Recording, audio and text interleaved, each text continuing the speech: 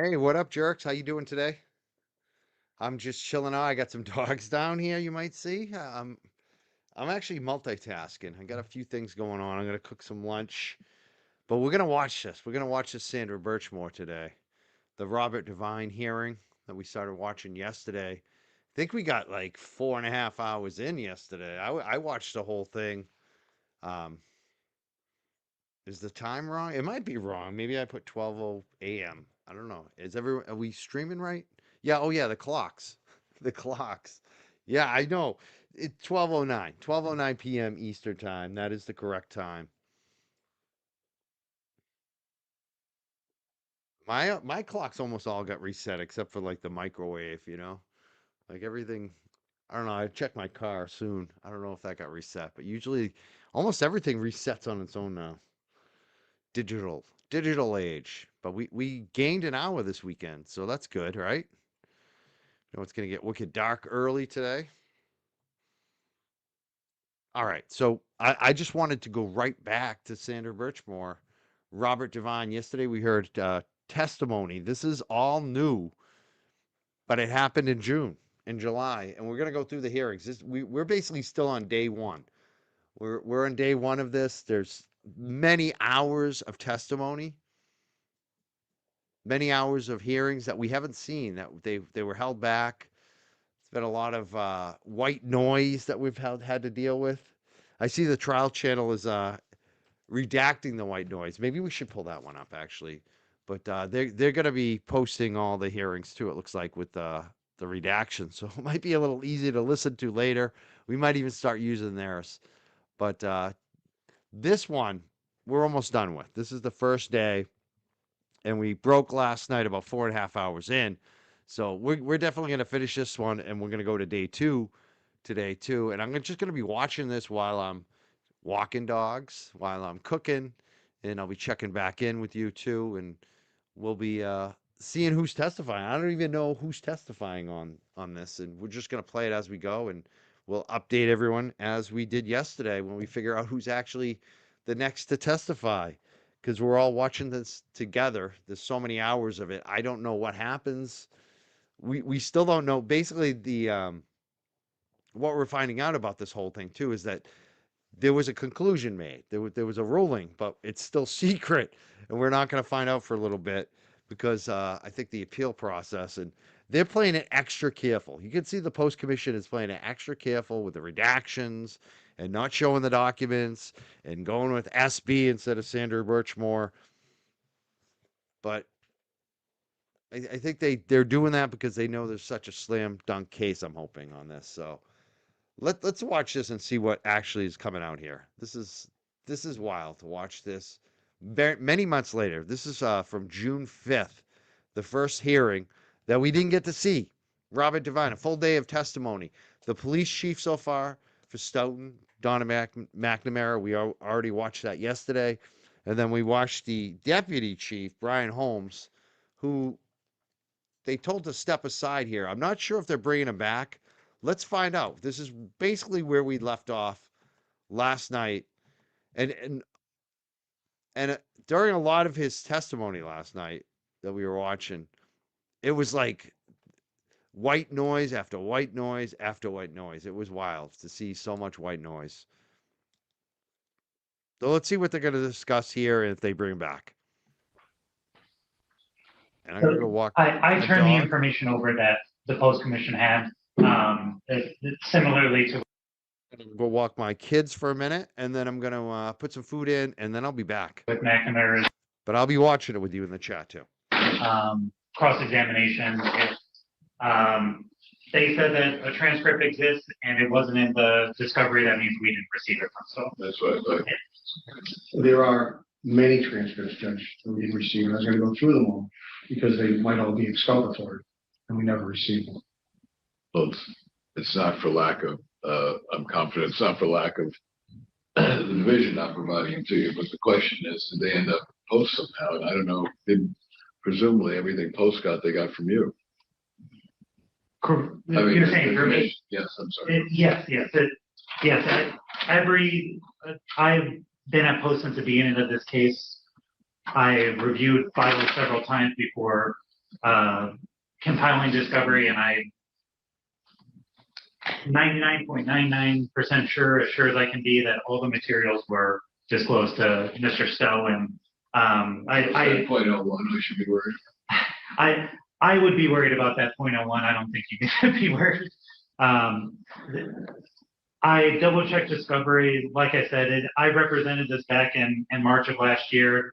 I believe that Mr. Stowe has the entire case file that Post is in possession of. And you would agree, as far as you're concerned, that, for example, it doesn't include the transcript of her interview. Correct. The only written transcripts we have are the heel ones that were included. Okay. Yeah. And that would seem also to be true, just so because we're having this discussion with the documents that are part of the waivers, et cetera, for the IA policy. Yes, I haven't seen completed documents. I have not seen it, no. And if I may, Judge, Mr. Devine hasn't even seen his own transcript. That's not here. Well, that's not included in the report either, right? He discusses it in the report. But We haven't gotten there yet, but he discusses it. but the document itself. Oh, yeah, no, it's not included. We haven't seen it. Yeah. That's well. That's all something I'm going to have to consider as I go along. I will, however, so that we can be complete, make an inquiry of the commission about what they received from the division, so I can confirm that somehow in the process they didn't get something that we now think they didn't get. You know, that like these transcripts or something like that. So I will do that. I want to be satisfied that they never got, you know, they don't have it either. We don't have it. Post doesn't have it either. So I will look at that. I think I have the right to do that. And I will make that inquiry. But it's not part of any file I've seen. I haven't been presented with that submission. I usually am not, because I wait to see what evidence is introduced to the adjudicated hearing. Right. But I certainly will follow up on that. Thank you. Should we bring him back when he's back? While we're waiting, about how long do you think you'll be with him from now? I'll be a while, Judge. There's a lot to get tomorrow.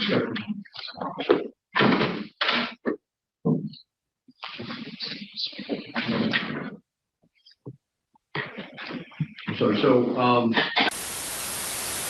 not mention Mr. Devine at all. Is that correct, sir? Not to my recollection. Next witness, Juliet Evan Curley, age 45.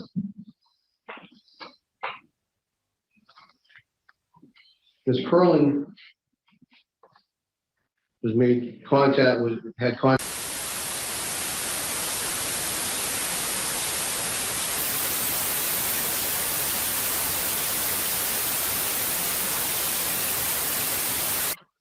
Nothing wrong. Do you know if there was a transcript of that interview? She never actually got interviewed.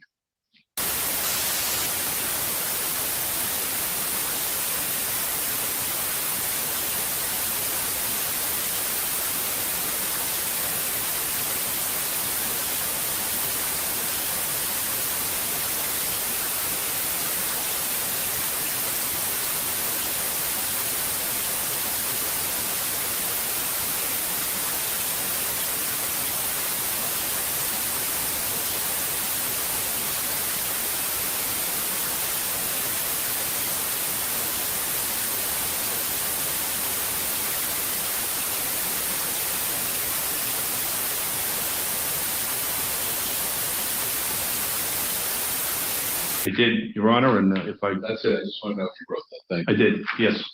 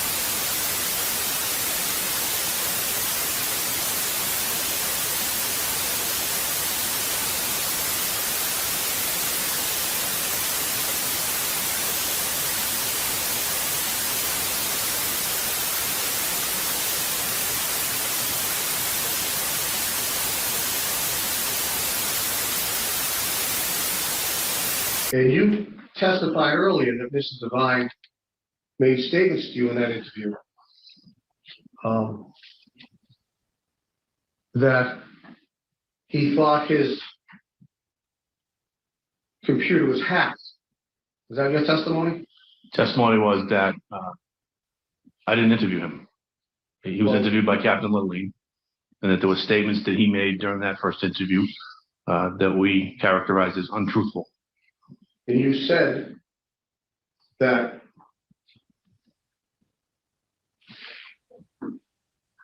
he presented an issue that his computer had been hacked, his account had been hacked, correct?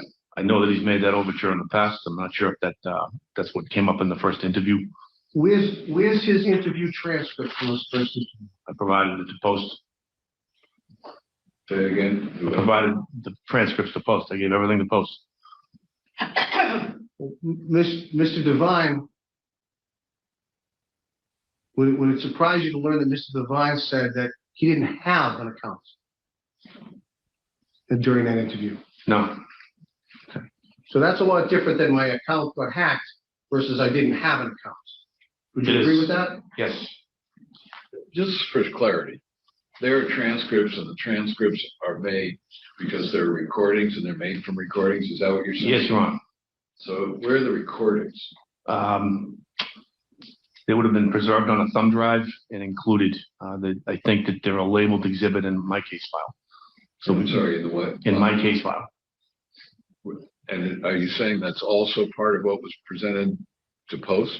The recordings themselves, Yes, sir. Post has everything that I had in my case file.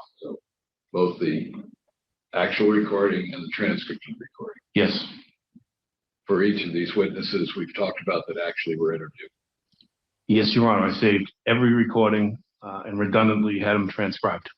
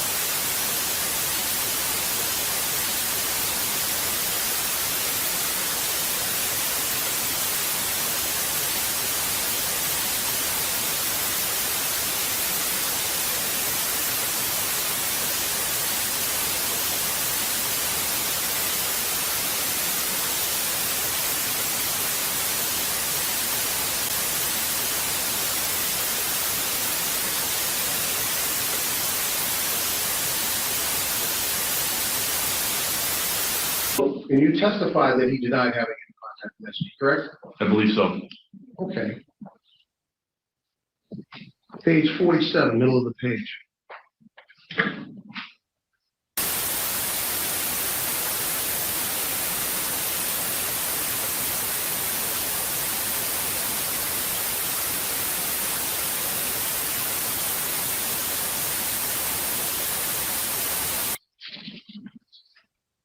Sure, that's accurate. Yep, that's accurate. Yes, So your testimony earlier that he claimed he had no contact with her is actually incorrect.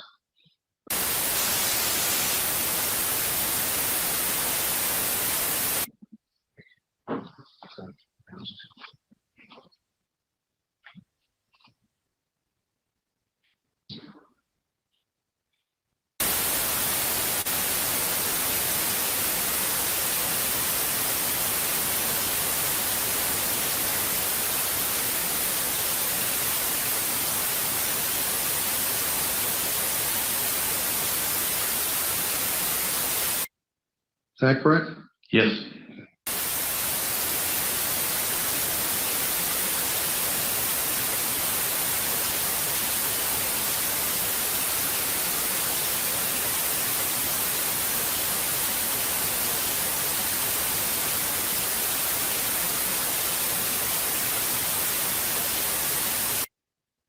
Did I read that correctly? You did. So your testimony that there was no contact contradicted by the statements you wrote on page 47, correct? Objection, asked and answered. No, overruled. You can answer.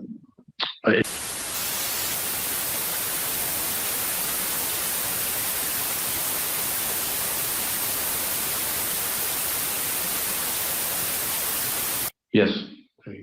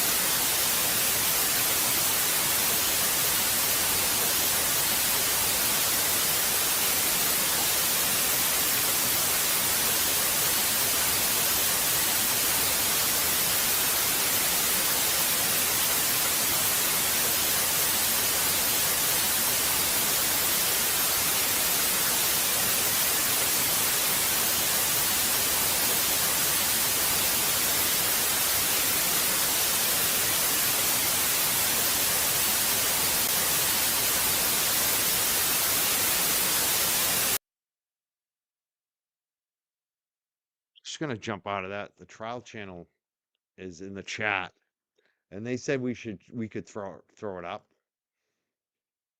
from their channel, and I'm just gonna try that and see if that's any better, because I'm so sick of the white noise already today. It just, and when this police officer, this Deputy Chief Ryan Holmes, it was just so much white noise. I want to see how it is on their channel. They've done some enhancements apparently too on the audio. So we're gonna try their video. Submission, I usually am not, because I wait to see what evidence is introduced to the hearing. Right. But I certainly will follow up on that. Thank you. Should we bring him back when he's back? While we're waiting, about how long do you think you'll be with him from now? I'll be a while, Judge. There's a lot to get through.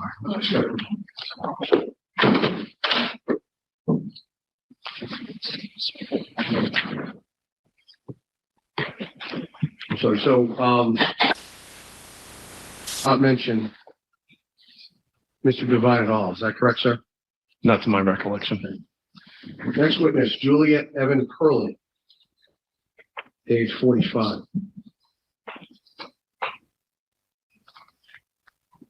Ms. Curling had contact. Nothing wrong. Do you know if there was a transcript of that interview? She never actually got interviewed. I did, Your Honor, and That's it. I just want to know if you wrote that. Thank you. I did, yes. And you testified earlier that Mrs. Devine made statements to you in that interview. That he thought his computer was hacked. Is that your testimony? Testimony was that I didn't interview him. He was interviewed by Captain Lilleen, and that there were statements that he made during that first interview that we characterized as untruthful. And you said that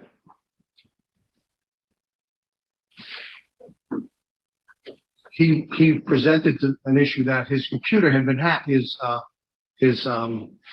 account had been hacked, correct? I know that he's made that overture in the past. I'm not sure if that's what came up in the first interview.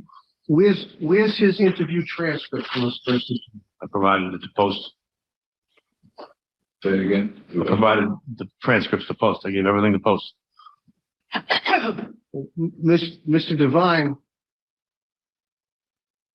Would it surprise you to learn that Mr. Devine said that he didn't have an account during that interview? No, So that's a lot different than my account got hacked versus I didn't have an account. Would you It agree is. with that? yes, Just for clarity, there are transcripts and the transcripts are made because they're recordings and they're made from recordings. Is that what you're saying? yes, Your Honor. So where are the recordings? They would have been preserved on a thumb drive and included. I think that they're a labeled exhibit in my case file. So I'm sorry, in the what? In my case file. And are you saying that's also part of what was presented to post? The recordings themselves? Yes, sir. Post as everything that I had in my case file. So both the actual recording and the transcript of the recording. Yes, For each of these witnesses we've talked about that actually were interviewed. yes, Your Honor. I saved every recording and redundantly had them transcribed.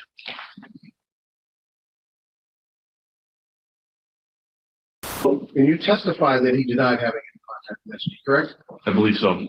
Okay. Page 47, middle of the page.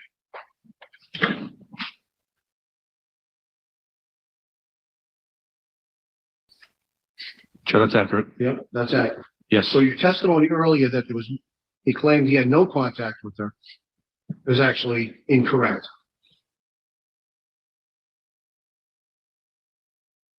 Is that correct? yes,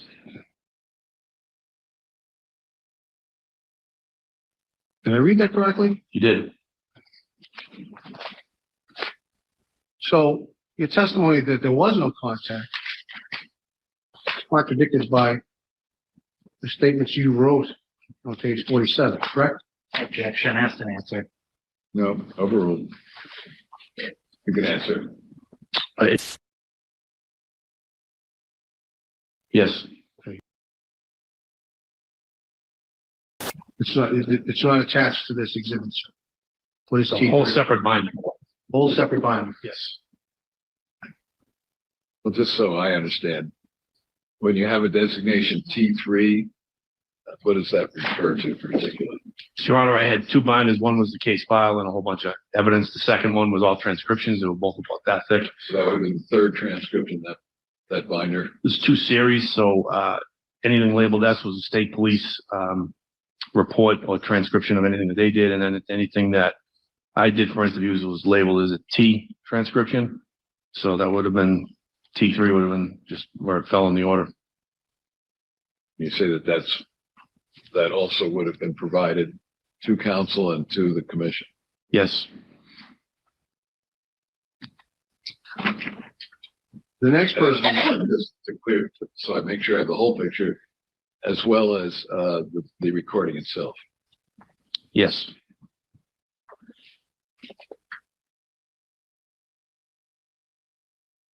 what is on the spectrum? A reference to anything on autism spectrum disorder. Okay. It has.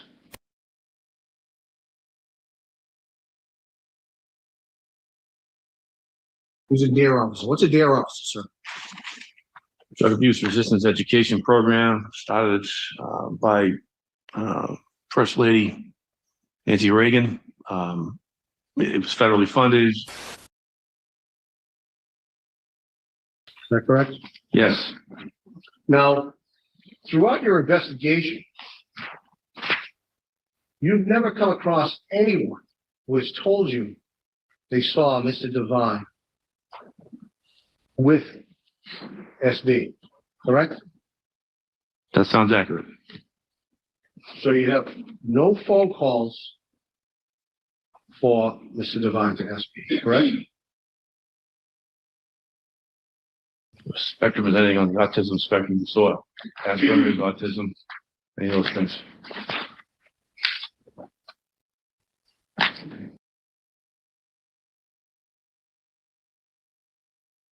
At that time, there were a few people named Rob in the department, right? Sure, that's at least one that I can think of. Rob Coons, Rob Dentry, Robert Coon, right? Lieutenant didn't go by Rob ever, but Rob Coon, of course. different people call different things by different people, don't they, sir? I don't know a single person that ever referred to Latender as anybody but Emmett. Now, sir, the next. Do you know that? I don't think I ever saw a record that he was working a midnight shift. Right. He didn't work midnight shifts. So that, Your Honor, we're getting to the point now that Mr. Stowe can read whatever text messages he wants that are in evidence during his closing, but I feel like we need some more substantive questions here. He's been reading the report, reading the text. Well, either way, he has to have questions. Yeah. yeah. I mean, you're just reading, occasionally ask him, am I right? I'm reading it, Judge, because this all leads up to a claimed sexual event with. No, I get where it's going, but Then it changes. And that's why they didn't introduce it, because they realized that SB lied about relationships. So that's my own problem. So what I'm requiring is that there be some question and answer, as opposed to us sitting here listening to you read to all of us. now there's a change in the tone. Wait a second. Do you understand what I've said now 3 times in a row? This is questions and answers. I didn't say it's not relevant. I'm telling you, though, that in a evidentiary hearing, there must be questions and answers, not you simply reading this. And at the top of page 502. Objection, Your Honor. We're again just reading the text messages here. Well, but I understand it's a predicate to an inquiry, and I'm going to allow him to do it as long as he's doing it question and answer form. I'm going to do it up to the point it's obvious it has no probative value, and so far I can see the probative value. So.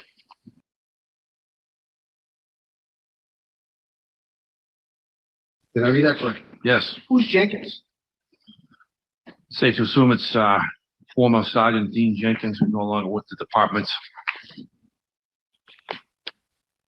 So, did you investigate Officer Jenkins for having sex with her? Yes. Okay. And did you do it because of this exchange? I don't remember why. His name was mentioned. I don't remember if I read it. I don't remember if somebody told it to me. I did several.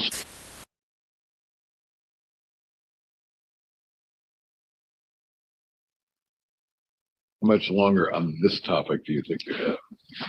I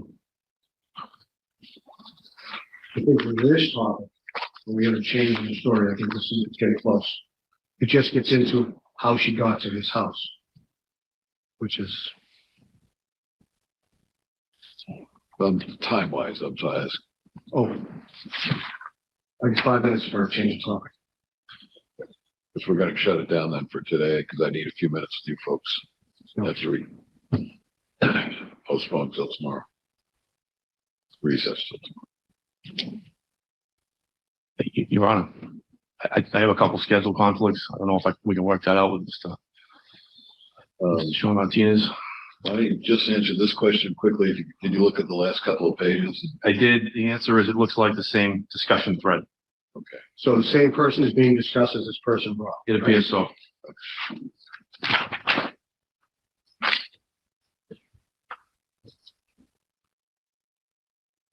So let's do this.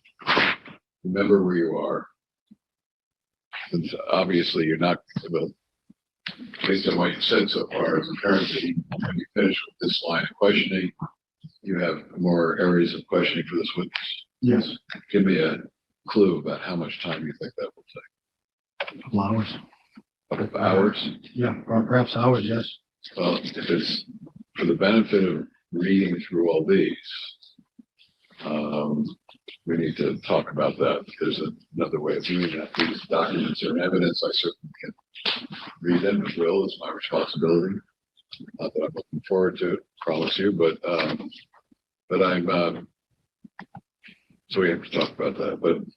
But, Chief, what's your schedule issues tomorrow? executive training all week. I actually, to accommodate post, I decided to forego 1 day of training. Tomorrow's the last day.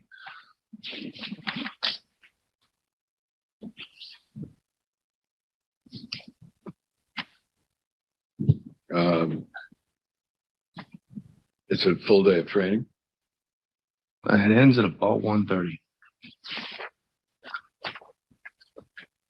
And where is this? So I have a sense of Cambridge. in Cambridge. Yes, Can you come here directly when it ends? I can. We'll probably interrupt this. What else do we have scheduled for tomorrow?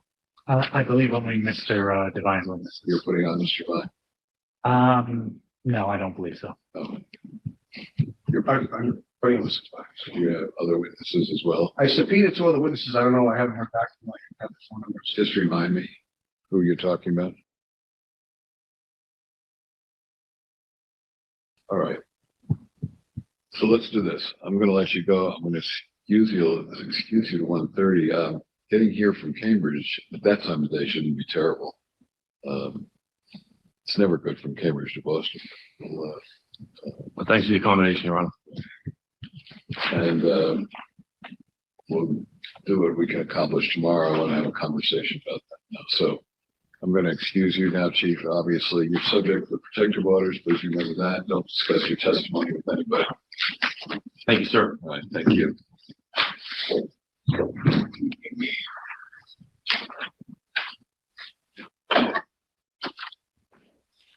All right.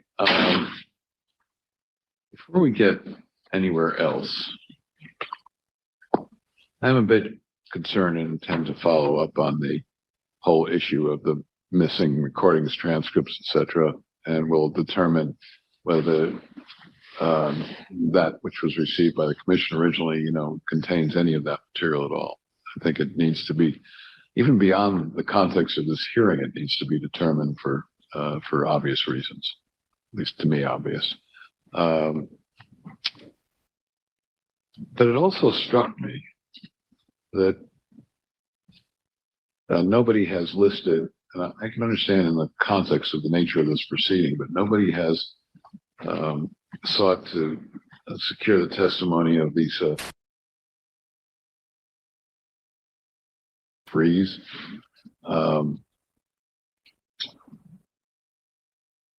So in some sense, I can see why it's unnecessary in the division's context that given they have the report, et cetera, in an effort to prove their case. I can understand that. But given the developments regarding the record in this case and having to determine ultimately the credibility of the evidence that's been presented to me, the question is whether they ought to be in this room, whether we ought to make a record of whether they in fact recorded interviews with these folks, whether they had transcripts prepared. I'm not saying it's convenient for him, but he's presumably relying on what he's told by these other investigators. And the contents of many of these interviews on which this fellow made a determination, and the investigative thing relied entirely on his fellow investigators, is an issue. The credibility of it is an issue.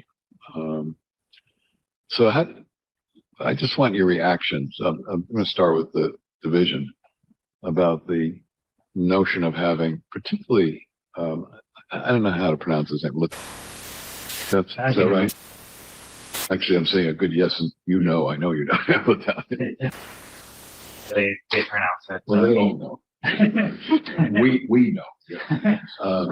But what do you think about that? So if the reason that these investigators are being called is to speak about the interviews, I do think that requesting specifically the written and audio transcripts would be a more effective way of doing so. Well, it kind of answers the whole question if they exist. Oh, I mean, if these folks have these sitting somewhere, right? I want to see them. Yes, I wonder. They're entitled to see them, yes, and they're going to argue, wait a second, we should have had these a year ago. I will say, that, first of all, the other side also did have subpoena power throughout this entire proceeding. But second, I do think a subpoena to Stoughton may be more effective than calling in. If that's. Well, I didn't ask, and nobody asked whether he sent this on but preserved copies at the department, which would, when I was still trying cases, I would have remembered to ask that question. But you get lazy as a judge; you don't have to ask those questions. Well, but I'm serious. I didn't ask that question because the impression I was getting was we shipped it all out to them, and we don't have this stuff anymore. That's sort of the way I was hearing it, but that may not be what they would say ultimately. But I, one way or the other, I'd like to find that out. And it may mean that we have to go through that process before we ultimately conclude this hearing. How do you feel about That makes sense. All right. We have one scheduling problem. See, he's not the only one. I'm gone from Sunday till the 19th of the month, and I'll be overseas. So unless you all want to join me in London, there's not much I can do about that. We'll just have to reconvene after that if there's more evidence that needs to be taken. I don't know how, we're here at 5 o'clock. I don't know how quickly they're going to respond to a subpoena and looking for documents buried in their, if they exist, buried in their files. I am making an inquiry through my colleagues here about what the commission received to make my own sort of internal investigation regarding that to see if there were recordings or transcripts that were received. But it's important to me in terms of the integrity of the process, number one, but in terms of Mr. Devine's case, it's also important because it's based on this information that he's purportedly getting from investigators that shapes the conclusions that he makes about Mr. Devine's credibility and the strength of the evidence against him. And I think we'd be remiss if we didn't make this inquiry. So I'm happy, since I don't think we get to them under any circumstances tomorrow, to put it on you, Ms. Martinez, to, in the first instance, approach it by way of a subpoena. I'm okay with that. But if you get and press for a quick response, this isn't looking in the files of the FBI, it's just Stoughton's police department. And secondly, if it doesn't exist, to consider at a minimum, as I look at who seems to be doing more of these interviews, I mean, they're both doing it, but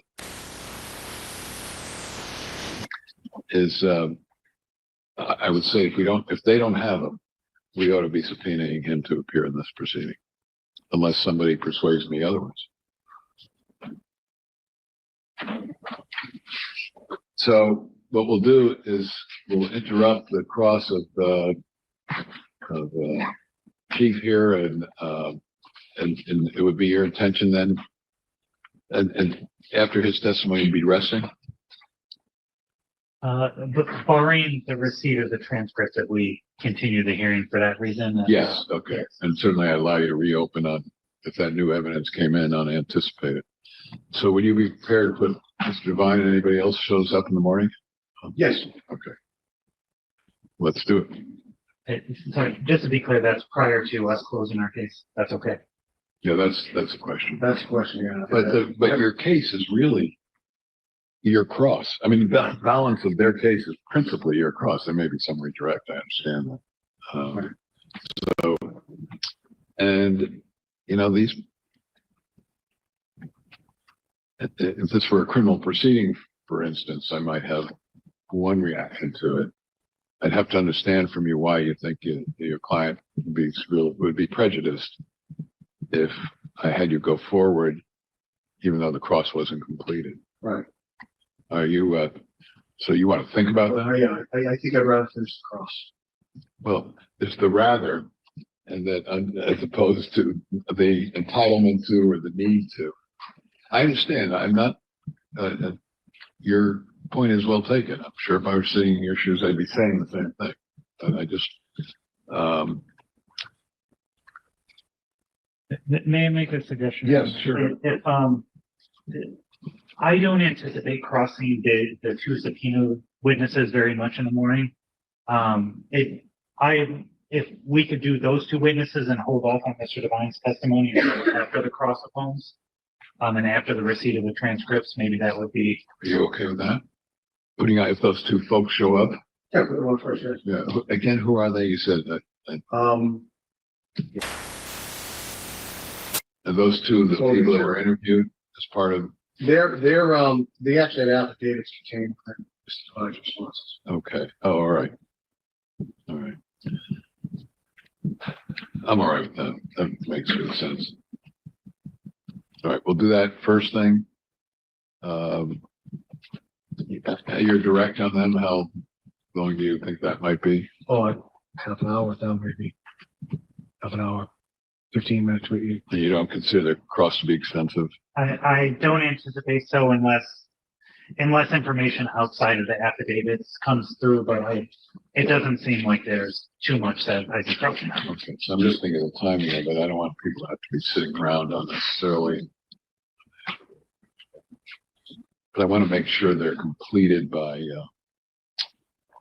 1:30. Well, you know, he gets done at 1:30. We probably wouldn't actually start at 1:30. I mean, yeah, I wouldn't think so. Because it's closed.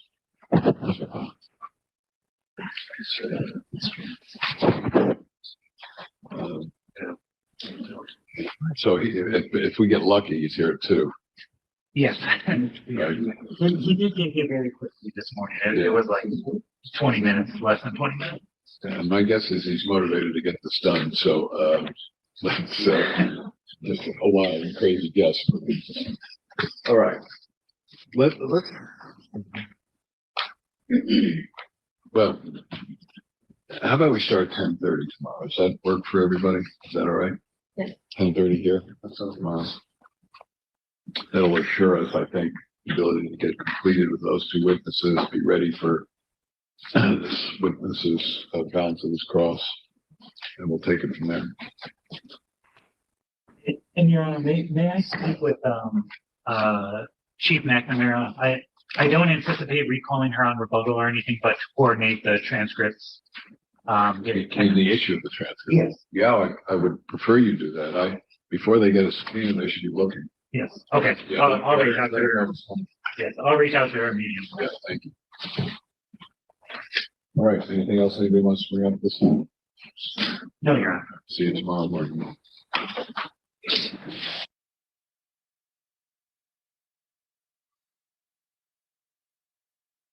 I want to thank the trial channel for letting us use that. Unfortunately, it doesn't look like they have the next one done yet. So we're going to go back to the raw footage from the Post Commission. And we're going to go right to day two. Day two. This is day two of testimony. We just finished day one. We're going to go back. This is the following day on June 6th.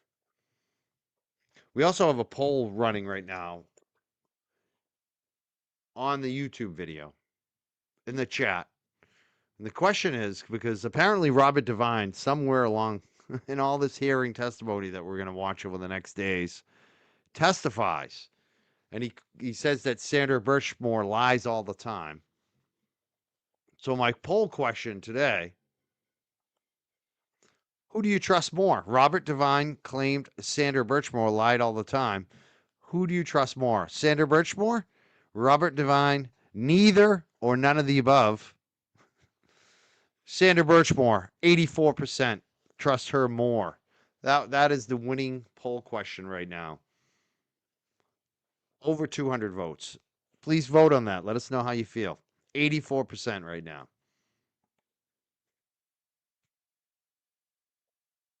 But let's jump into this hearing. This is June 6th, the next day.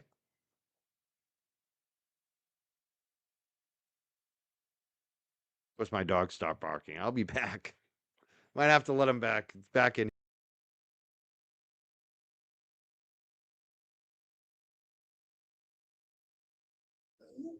Is the mic on? Okay. Sorry. I'll just start over. Good morning, everyone. Today is Friday, June 6, 2025. The time is 10:37 a.m. and this proceeding is hereby called to order. This is the second day of the adjudicatory hearing before the Massachusetts Peace Officer Standards and Training Commission in the matter of Robert Devine. This hearing is closed to the public pursuant to an order issued by the hearing officer on May 30th, 2025. We're convening in person and only necessary commission staff are permitted to observe the hearing. This hearing is being audio and video recorded, and the party should speak directly into the microphone to ensure the audio in the recording is clear.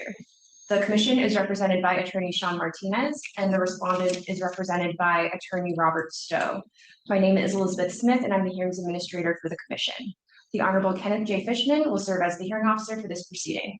And before we begin, the parties are reminded to use initials when referring to any alleged victims or minors, and to use a page's specific Bates number when referring to any exhibit. And this matters now before Judge Fishman. Thank you. And for the record, counsel would state their appearances, please. Good morning, Sean Martinez for the Division of Police Standards. Robert Silver, responded, Robert Devine. Good morning. Morning. So before we begin with evidence today, and Mr. Stowe mentioned on the way in that one of his two witnesses was on the way, delayed some, and the other one you're not sure about. Correct. I understand from my client that he's had some in the past some problems with some heart issues, a stent and things like that. So He's had some what? heart problems. He had a stent put in. Oh, And we don't. He hasn't reached out to me. My subpoenas have my phone number on the bottom of them. So which one is that? Which person is that? so Haley Hogan is on her way. Well, let's see what happens with that. I do want to start before evidence anyway, just to put on the record that a Boston Globe article was directed to my attention yesterday. And in that article by Laura Grimaldi, she indicated that she had interviewed Mr. Devine, who told her, quote, "I asked for this hearing, I wanted it public, and it's not." So I raise this simply because I want to make sure that the record reflects, as far as I can recall, that neither Mr. Devine or his counsel, Mr. Stowe, throughout these proceedings has ever requested that this hearing be open to the public or objected to the orders to close it. Rather, two protective orders were submitted to me for my approval, which were prepared by the parties and agreed to by the parties, both requesting confidentiality. And beyond that, as we were approaching the hearing, I instructed counsel to confer, which they did, which reported to me that they did, and discuss whether I asked you to discuss whether confidential matters could be segregated from non-confidential matters at the hearing so that the public could be present at the hearing during the presentation of non-confidential material. I was told that both parties agreed, that they advised me that so many words that they didn't think that would be feasible because of the nature of the evidence. So I'm asking you, first of all, does that accurately reflect the record as far as the party's concerned? I'll start with Mr. Stowe. Yes, Your Honor. Mr. Martinez. Yes, Your Honor. And have the parties either changed their view about the need for confidentiality in this case? I believe my client would like it to be an open forum, but that's his position, and It's hard for me to know it unless you. Unless I say it, yes. No, he's expressed to me that he would wishes it would be open. Well, I don't want to get into. Okay, that's fine that you're telling me that, but I'm just hearing this for the first time now. I understand. Is this something that you at any time felt you didn't have the opportunity to present to me in the past? No, I just, it was not presented in the past, and also throughout this hearings, as you know, and any meetings we've had, Mr. Devine's been with me. On behalf of Mr. Devine, do you believe that there are any circumstances that have changed since the parties presented protective orders to me and discussed the possibility of segregating the material here that would sort of alleviate the need for confidentiality? I don't think so, Your Honor. My position as counsel, as I've instructed my client, is that this should be confidential. So this is, I've had this discussion. Okay. It's my position as counsel that this should be a private. a closed hearing. And Mr. Martinez, has your view changed at all? It has not, Your Honor. Okay. I don't really care what the media says, so I'm not asking it for them. What I do care about is transparency. I do care about the public's right to know the point, particularly the nature of the kind of proceedings that we're involved with in the Post Commission as a general matter. I was persuaded that this is one of those rare occasions where closure and the presence of protective orders were necessary because of the sensitivity of the nature of the evidence that was being presented, particularly even having in mind that it appears that the media has been pretty well informed, for instance, about the nature of the alleged victim, about much of the evidence that's there. I don't know how much they've actually seen, but I've certainly seen a variety of articles out there that seems to discuss some of the details that I've been hearing about through the discovery process and through the evidence as it's been presented at this hearing. So I did struggle for a while with the notion of, if it's already out there, what are we protecting in terms of confidentiality? And I don't have any doubt that you've thought about that too. But there were other factors like the presence of a criminal case in which there was a protective order for probably much of the very same material we're dealing with here. And as far as I know, I haven't heard differently, that's still in place in connection with the criminal case. On the other hand, we have the estate of SB that's involved in what appears to be, I wouldn't say open, but it's certainly a civil case that's on the docket in the Superior Court, which identifies SB's full name. But there is a protective order in that civil case as well, isn't there? There is, and there was a hearing on it. The question was whether or not the town of Stoughton had to disclose information. And there was a full hearing on it, weighing the balance of the sensitivity of the information with the public's need to know. And that was in the civil case, that wasn't in the post case. Right. So So we sort of all came to the same conclusion. Correct. Yeah. The judge concluded the same as you did. Okay. So we all did. It makes sense for the integrity of both that case and this case. Yeah, it surprised me, because as I consider those factors, that the estate, at least now, is taking somewhat of a contrary position. Oddly enough, they asked to appear in this proceeding. They didn't say open it up to everybody. They wanted to be present. I don't know what their position would be about generally open to the public hearing or not. But given the nature, particularly what I was focused on yesterday as a result of presentation of evidence, beyond the identity of SB, there's her communications. And it's to somebody who's from somebody involved with somebody who's no longer alive. And it's the nature of those communications and the impact it could have on her reputation and other aspects of her life, that the estate would be open to or agree with the opening of these proceedings.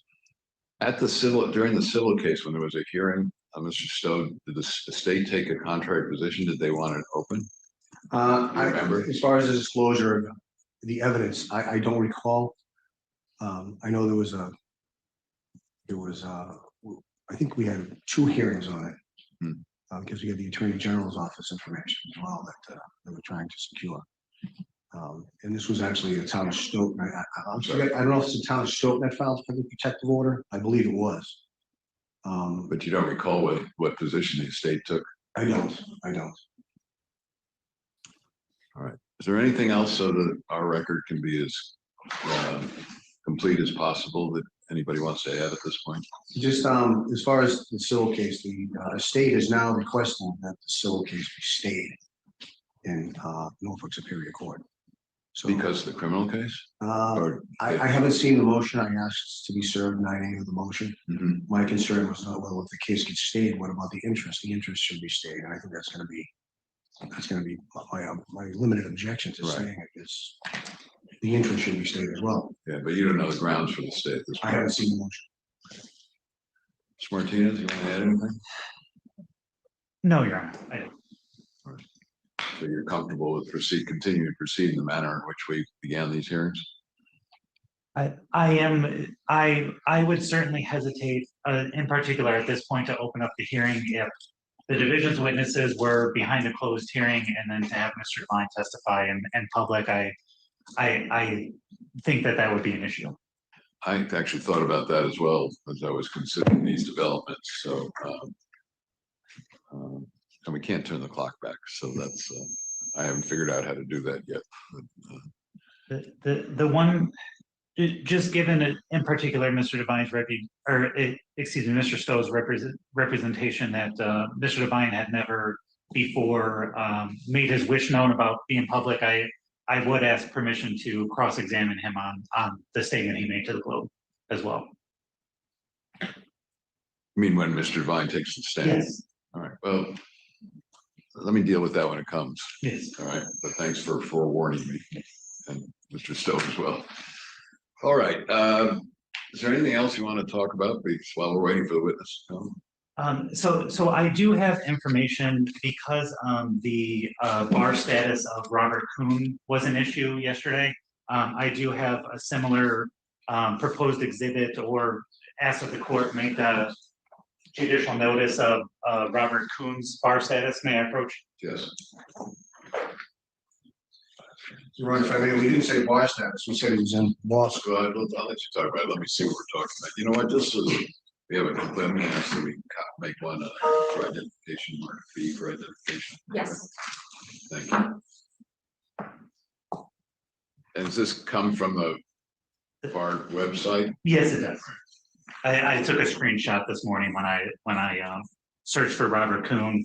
I also double checked the commission's databases, and the middle name of the Stoughton police officer is the same as the admitted attorney. Robert Jerome Kuhn. Yes. All right. So what's your position about this document? Your Honor, we had said that the question before the witness was about Robert Kuhn's being in law school. I can believe his testimony was nobody graduated, the name's Robert, nobody's in law school. He brought up the word law school. That's when we brought up the Robert Kuhn's, and he says, no, he wasn't. Or words to that effect. And he said, well, yeah, he was. I think he said, well, maybe he was. And so it wasn't a representation that he graduated, it was a representation that he was in law school. And if you look at this, if he was sworn in, he was admitted on November 15, 2022. I suspect that he was in law school in 2021. Yeah, unless he took time off between law school and admission, but who Perhaps. knows? I don't know. We really need to go down that. What do you say about that? I know the question originally was about law school. My memory is it got a little blurred by his answer, that I think that Mr. Holmes, not being completely responsive to your question, what Mr. Stowe was that he did say that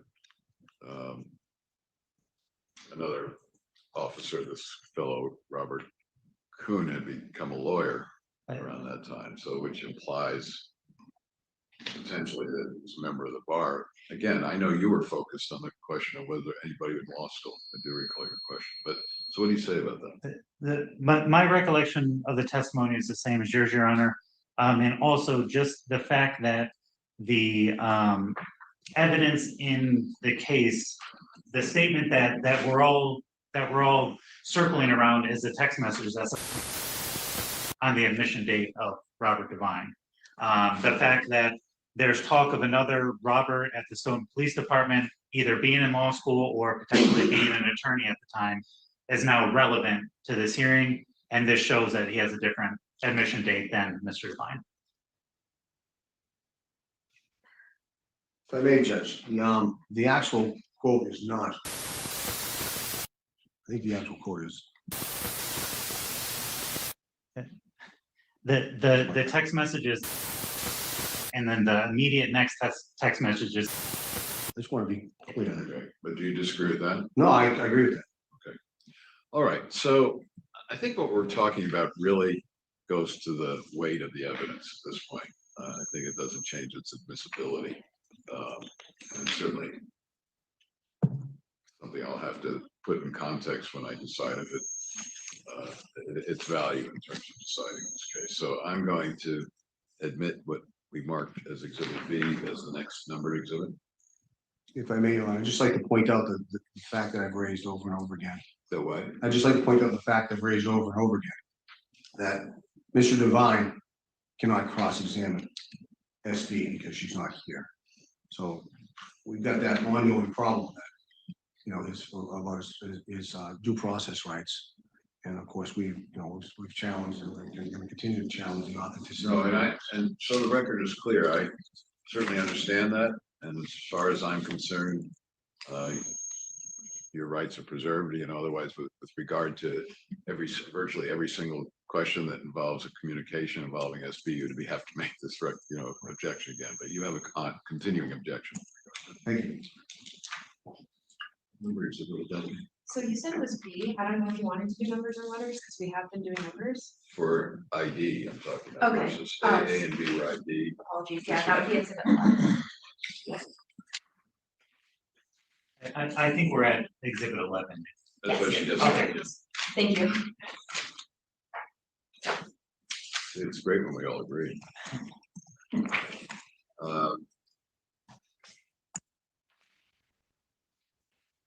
Let's talk a little bit about schedule since we don't have the witness yet. Sorry, this is. Witness is here? No, Yes, let's but if you'd like to. No, we can do that later. I was just sort of filling the blank. Sorry. Your Honor, if I may inquire, when we left yesterday, you, I believe, instructed the division to find out about the transcript. Yes, you were gonna try to communicate with the chief. Were you able to do that? Yes, I was. Anything So- we should know? Chief McNamara, I spoke with her just this morning at approximately 10:15. She was able to locate all the written transcripts, and she's in the process of locating the audio transcripts, as well as Mr. Devine. Audio recording. The audio recording, yes, of the interviews, as well as she's working to locate the Weingarten and Garrity and interview warnings for Mr. Devine. She read the first page of the transcript to me, and there is definitely an acknowledgement of. When Mr. Devine was That's interviewed. correct. Yeah. So there's a transcript of his interview as well? That's correct. Your Honor, given Never that seen that? I've never seen it in any form. And I hesitate to have my client take the stand without him first being able to give him the opportunity to review a transcript of his statement to the police department. That has never been produced. I don't blame you. Why? So we heard from Chief Holmes yesterday that from his perspective, all of that had been turned over to you folks. Yes. And I think you said, and I credit that you've checked and double checked. Yes, I also went back to my office yesterday and checked, and the assigned investigator also checked. And None of this material was there. correct. I mean, these transcripts or the audio recordings or the notices that pursuant to the IA procedure, none of that. That's correct. Um, The hard drive that has been the primary discovery device in this case is what we received from the Stoughton Police Department, and I made an exact copy and turned it over to respondent. That was the representation of the case file. I had turned over the IA report and the exhibits, which are Exhibit 1. We had received those separately from the electronic exhibits. That's why they're separate as Exhibit 1 and Exhibit 2. And I've returned them, or I've turned them over to the respondent in the same form that we received them. And you both had a chance to obviously thoroughly review those two bodies of evidence. So, and you both concur that the material we're talking about, the transcripts and recordings themselves, are not contained in there, nor are the warnings that we were talking about yesterday. Yes. So what do you say about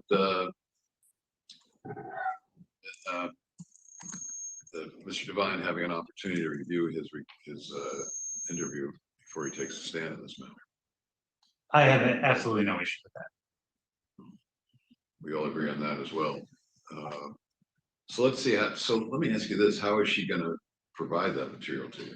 So I spoke with her this morning, and suggested a few things. I think that she's going to think them over today, and I told her that I'd call her either at lunch or at the end of the day to arrange for copying. I met with her last week at the Stone Police Department. I don't mind going to pick them up and make copies or whatever I need to do as well. Which suggests, of course, just to state the obvious, that Mr. Devine and his counsel won't have this material in time for him to testify today. Correct. Correct. I think the expectation regardless was that Mr. Stowe had at least a few hours of crossing Deputy Chief Holmes, and he's not expected to get here until 2 p.m. So I think that was hopeful, a hopeful thought that he would begin to testify today. But I think that's fair to say. So putting on, although it was many years ago when I was sitting up behind those desks as a lawyer, that's when Ben Franklin and I used to be. If I were sitting in his shoes, I might be saying right now, well, wait a second, I've got Holmes on the stand who has relied on material which he said existed, and that's not inconsistent with what we're now learning, but is somewhat inconsistent as his assurances that everything was provided to Post. But putting that aside, this is material he reviewed when he wrote his report, and the reports are kind of, I'm hearing just sort of a summary of what these interviews were saying, or identifying the stuff that he was most interested in and thought was important. So as I was saying, if I were in Mr. Stowe's seat, I might be saying to myself, well, how can I complete my cross without having a chance to review those transcripts and recordings as well? Is that something Mr. Stowe might say? That's something Mr. Stowe is saying. I can't. I just went through all the witness statements within his report, and now we're going to get them into what they really say. I get it. And I'm sure you don't think differently. I would consent to that, and after the testimony yesterday morning, I would not have been surprised if after we received the transcripts that those witnesses would be recalled. And that's something that the division would not oppose either. Yeah. But however, if it needs to be done and we need to put off Chief Holmes's cross for another day or even continuing so that we're all on the same page, I don't think that we would object either. Makes sense. That's me too. I don't, we worked very hard, everybody did, about getting ready for this. I appreciate that. It's a part of the effort that we're making at Post to do these things in a timely manner and in the interest of both the respondent and the division. And we do the best we can, but sometimes circumstances arise which change the impact the proceedings. So I can't imagine that we wouldn't give you a chance to do that. I think we should, rather than have to repeat stuff, we should get word to Chief Holmes, who will be advising him of when he has to come back and reminding him of his obligations under the protective orders. Is that agreeable to everybody? Yeah. Yes. Yes. And when we get done with, do you have a problem with, now that we have at least one of these witnesses here? Is it her, right? Correct. Yes. Her on? Yes. Are you okay with putting her on out of turn here? No, I'd like to preserve and take her. Was she recorded? No, she wasn't. No. She has an affidavit, which is page 763. Okay, so but there's no recording of her, of an interview of her. No. Okay. I would ask that, given the witnesses here, that, or actually, I'll defer to Mr. Stowe. However, if the witness does not return, I would also put that on the other party as well to ensure her here. That's right. Well, let's do this. You're requesting that you don't put on any evidence until the division's case is fully presented. Correct, and now we've got these, as we've said, we've got all these transcripts to go through. I would have expected that to be done with Deputy Chief Holmes today, but now we're gonna go through a volume. Well, I would suggest this. Well, and before you take a position on what Mr. Martinez just said, why don't I bring the witness in? Explain the witness that circumstances have require that other evidence be presented before she gets a chance to testify. Tell her that, is she literally under subpoena? Yes, Okay, that she's under subpoena, that she's going to be advised at a new date. She's going to be required to appear on that date. Ask her if she's willing to do so. And if she resists at all, to explain the consequences of violating a subpoena. makes sense. Everybody all right with that? That's fine, Your Honor. Yes. So why don't we go ahead and bring her in? Thank you.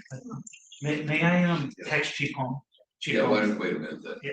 But may I quickly text Chief Holmes to let him know we don't need him today? Yeah. And then, can I ask for an official email from Post Review as well? I can forward his email address. Okay. Yes, that'd be great. Thank you. Thank you. And just give me her name again. I'm sorry. Haley Hogan. What's the last name? Hogan, H-O-G-A. Hogan. H-A-I-L-E-Y. H-A-Y-L-E-Y? H-A-I-L-E-Y. Hogan, H-O-G-A-N.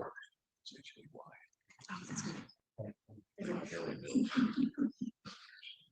I'll tell you a story.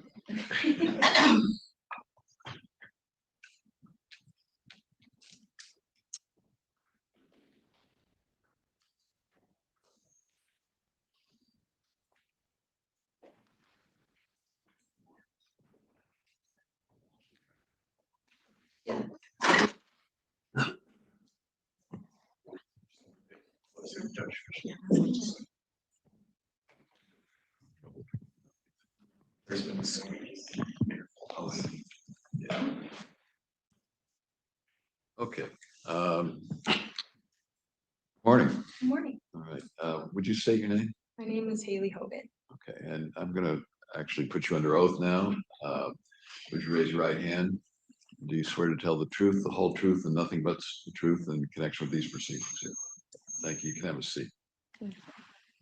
As it turns out, this is going to be, at least right now, a very short appearance on your behalf, and we appreciate you responding to the subpoena appropriately and being here. We have developments in this case that's going to require that, unrelated to you, by the way, so you don't think this is all about you. But it's going to require that other evidence be presented before you testify in this matter. So we're going to have to delay the receipt of your testimony in this case. What that means is, again, I know it's disruptive to your life, and I'm sorry about that, but there's nothing much I can do about it. But what it means is you'll be advised of a new day for you to come in, which is going to be maybe as long as 2 weeks away, for instance. You can be in contact with Mr. Stowe, who issued the subpoena to you, about the schedule. We'll make sure you get notice of that. And do you understand that because you're subpoenaed and because you're still under subpoena, you'd be required to appear on that new date? Yes. And do you have any problem with that? No. Okay, great. Anything else you want me to tell the witness? You may already know this, but these proceedings happen to be closed proceedings under court order or hearing officer order, and and there are also 2 protective orders that have been issued in this case, which require people not who have gained knowledge or have knowledge regarding what's happening in these proceedings, not to divulge any of that to anybody else, to the public, to friends, neighbors, anybody. You've just got to keep it to yourself until sometime you're relieved of those obligations.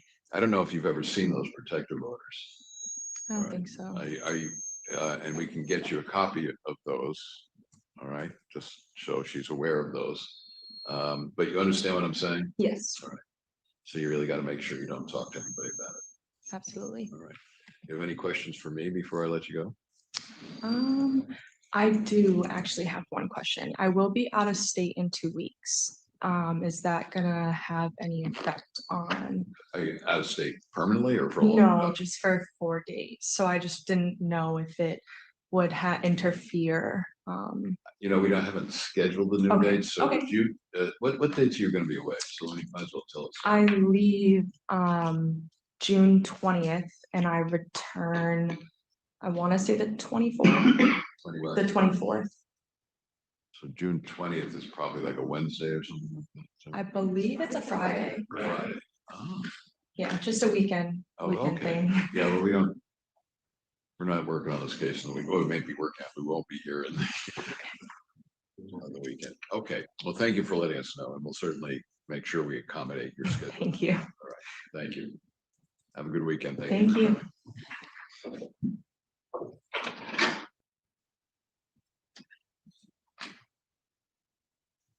Is there a way to call off the person waiting for the other witness? Was subpoenaed to appear at 10 o'clock this morning. I subpoenaed them both for 10 o'clock this morning. I actually subpoenaed them for the other building. And then we got the notice of change. I sent them a letter with your instruction about the weapons policy. So they would have received that as well. You haven't heard from one? I haven't heard from them.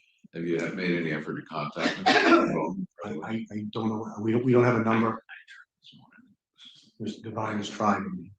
So you have a number to call them at?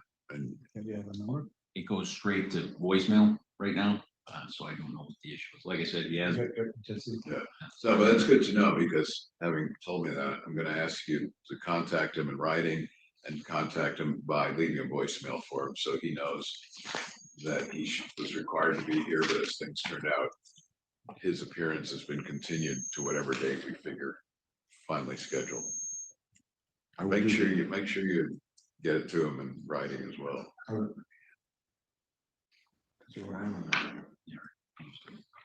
Remind him that the hearing officer has stated that he's still under subpoena. And again.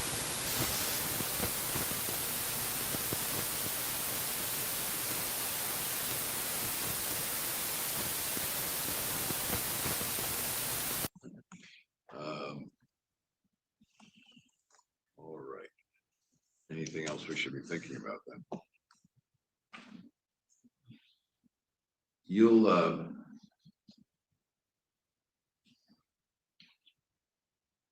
I'd be interested for, even if for some reason that I can't anticipate, the material you received from the Stoughton Police Department that we're talking about today doesn't get introduced into evidence in this case, because I have a parallel concern about the failure to provide that material to the division.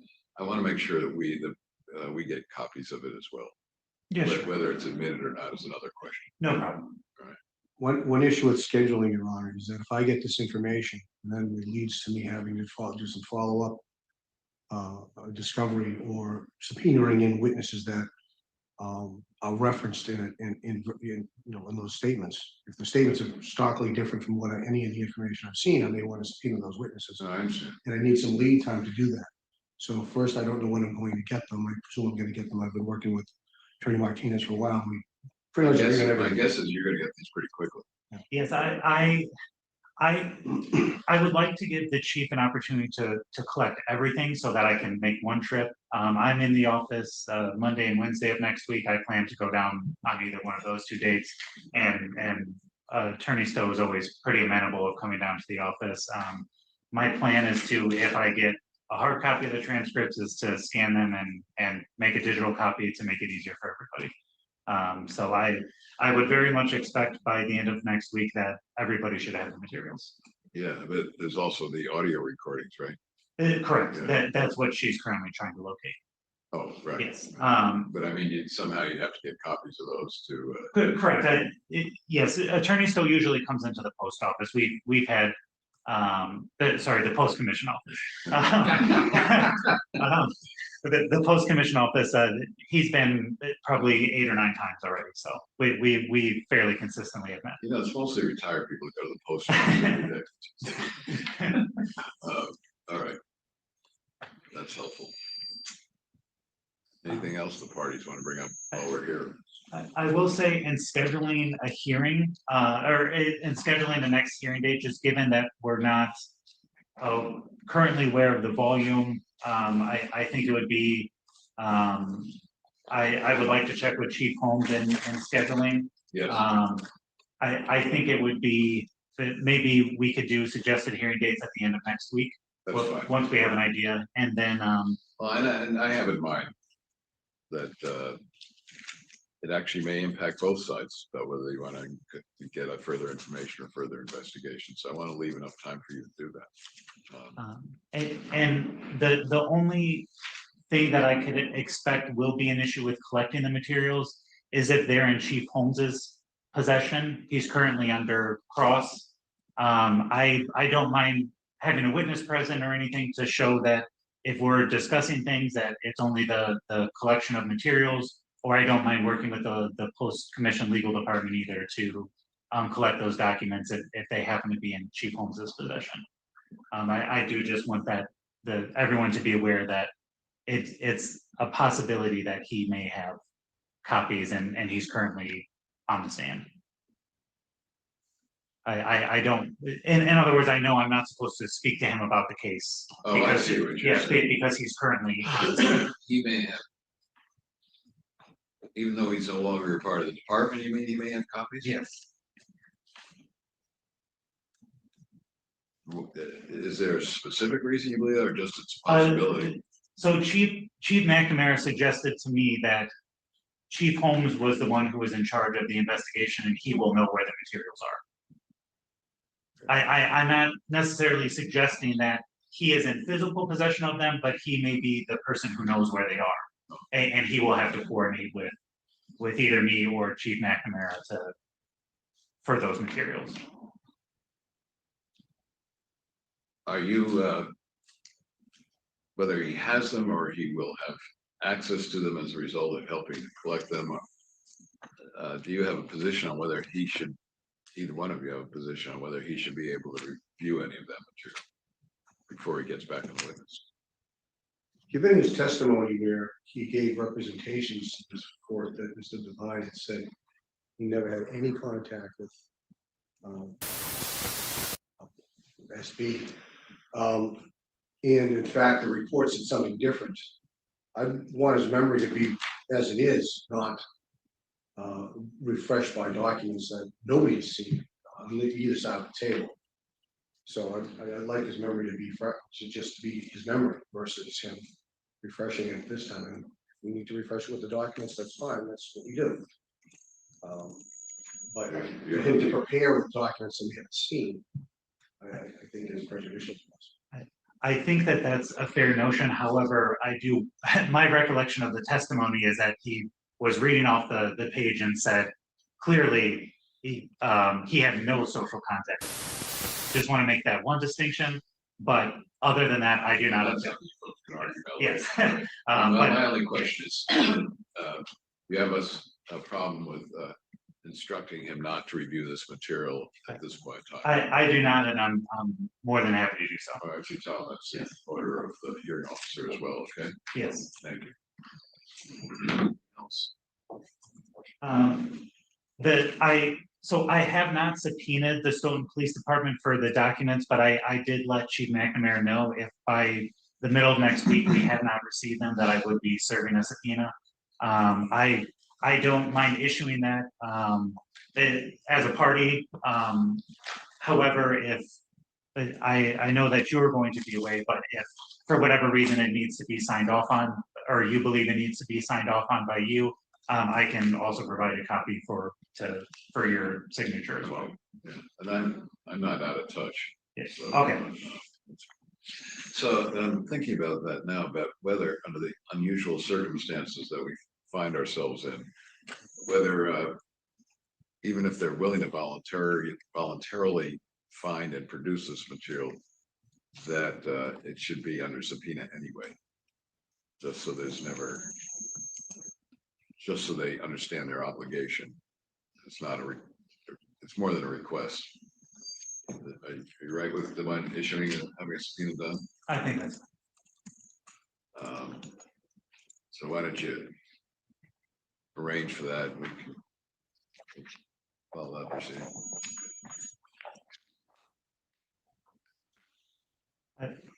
Just as of now, just so we don't have to go back and forth, are the three things the written transcripts, the audio transcripts, and the interview warning documents that we're looking for? Yes, that's, I believe, that's what he testified. He had, but we weren't provided. This is more, this is more that we haven't got. So the only other thing that occurred to me, but I think that there were one or two witnesses where rather than a recorded interview, they said there was summaries. He said, see summary below. It turned out that there wasn't one, but then when you went down further, we found the summary. Were there any others that were similarly stated where they said there's a summary, but there was none? So I think the three, I had jotted them down to do redirect. I think the three that had mentioned came back up later when sort of we scrolled down the document. All three of them. Yes, I don't think that, I crossed them off. I don't think that we needed to clean that up any further. All right, but in answer to your question, if you folks look at this and you say, wait a second, Mr. X's summary wasn't there, even though it said it was in the thing, make sure you include that in the materials that they need to look for and produce. Okay. All right.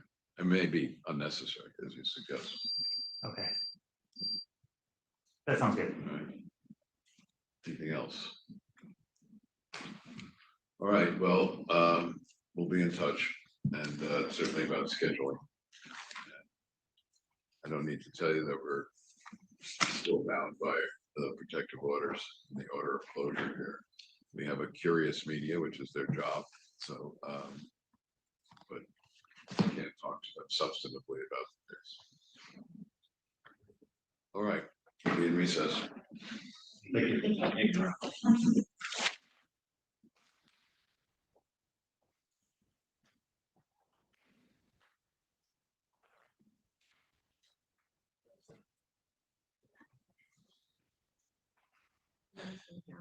Maybe if you just press time.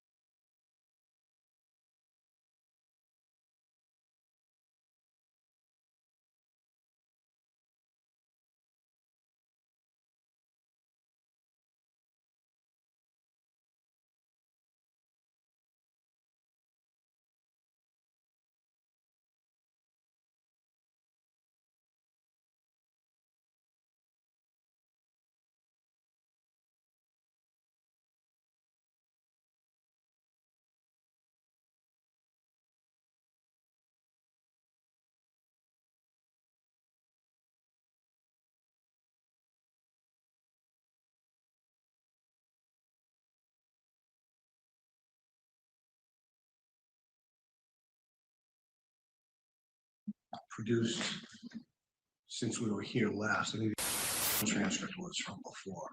It was from another time. So I think that there may be some confusion. If I'm able to. I have in front of me, you're saying that was part of the recently received transcripts. So essentially, there were two folders, one from the USB drive and one from the interview transcripts. The USB drive had the same, most of the transcripts, but in Word form, and then the interview transcripts were in PDF form. I think that may be where the confusion lies. Which did this come from? So that certainly came from the PDF files that were scanned, but let me double check if it's in the.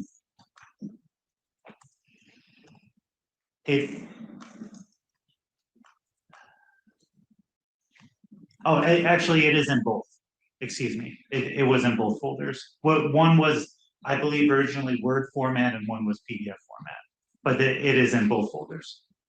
And Mr. Stowe, you seem to be indicating that you thought this came from some other. I thought I got it before. I thought it was provided in another format. I didn't think it was provided recently, and it doesn't judge. You're objecting to it? I don't object to it. By the way, it has a cover sheet, and is that the way it appears in the how you received it? TA interview. Or is that something you folks added? So the hard copies had those cover pages. I don't believe that the copies on the USB drive did. And I think, for example, the copies of the transcript that Attorney Stowe provided are 1 or 2 pages off from my notes, and I believe that that's the reason, is because there's essentially 2 different forms of each interview transcript. Are you just trying to make this even more confusing?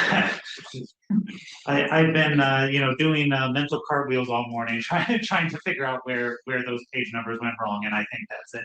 Okay. Well, let's do this. I'm gonna, and you know that it's not just the interview that the division is proposing over and above the submission that you've prepared that's been scanned. It's also, has indicated a warnings that indicator purportedly signed by Mr. Devine, and those are being proposed. Do you have any objection to those? No, Your Honor. All right, so I don't know if that's the next one. Yes, that's the next one, so. So the warnings will be exhibit number 12, and the interview will be 13. And then the submission, the remainder of the interview transcripts will be as a group. Mark the next exhibit after that, 15, I gather, or whatever however you said. 14, I believe. Yes, yeah, that's true. 14 comes after 13.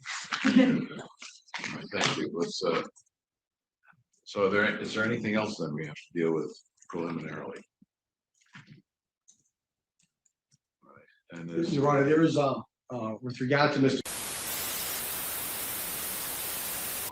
We reached out to him. He recently had back surgery, so we don't expect him to be here today. okay, So his affidavit is already part of the record, so we're not.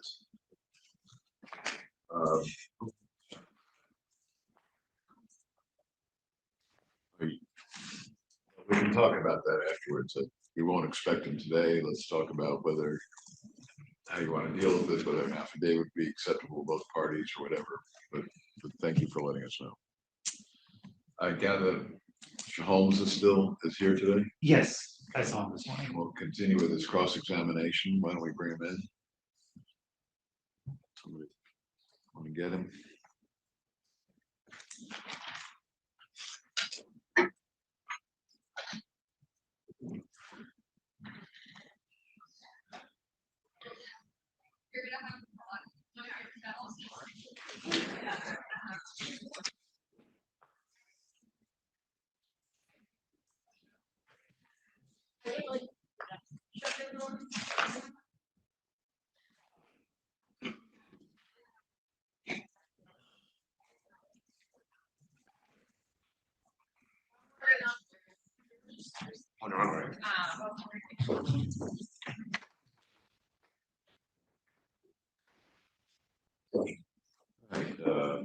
Holmes, I'll remind you that you're still under oath, and would you state your name for the record, please? Brian Holmes. Thank you. We were in the midst of cross-examination of Holmes, but we suspended. So, Mr. Stowe, you ready to continue? I am, Your Honor. Sorry, before I begin with the record, should we swear the witness again? I just reminded him he's still under Okay, oath. So sorry, just want to check. Thank you. all right, so Mr. Holmes, I believe when we left off, we had discussed an encounter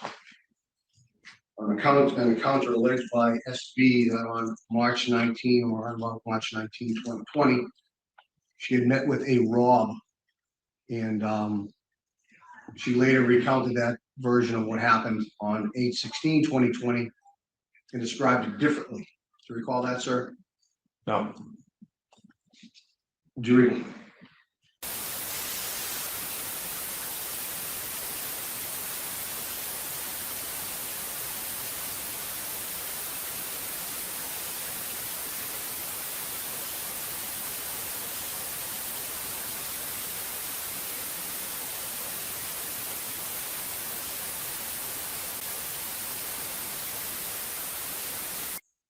I remember going through a series of questions. I don't remember that one specifically. Okay.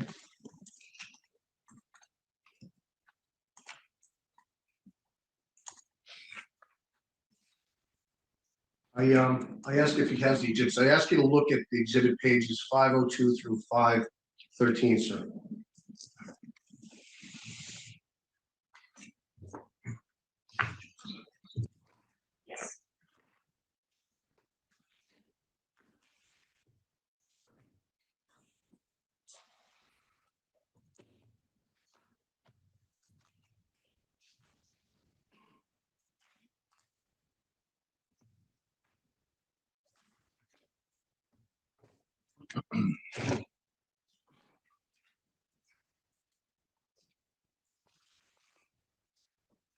Okay, I'm at 502. You're at 502. I want you to read 502 through 513 to yourself to see if it refreshes your memory, sir.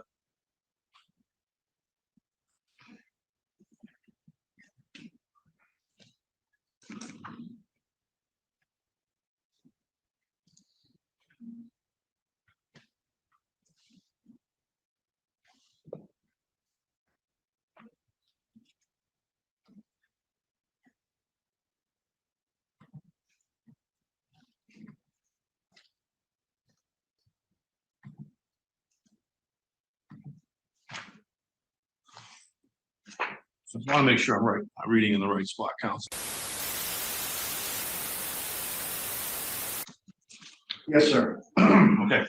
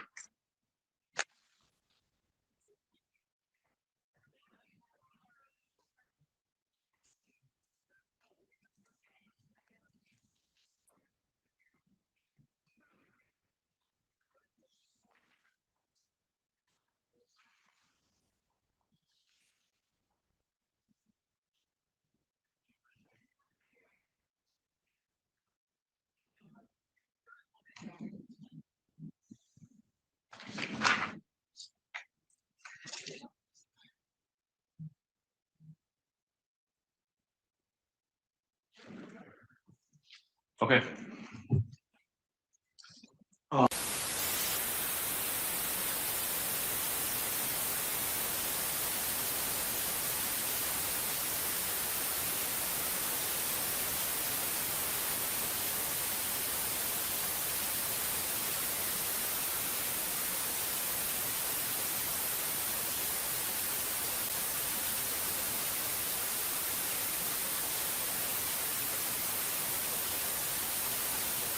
Is that correct? Everything except for that last part, I didn't see that, but I agree that we talked about it.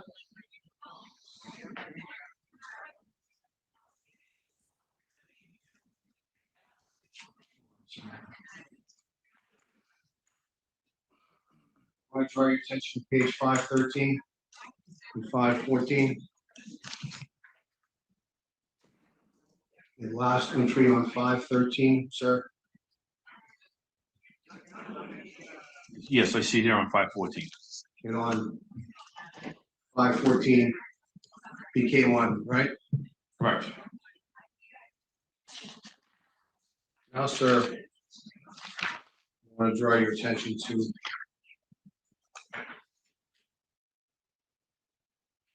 page 526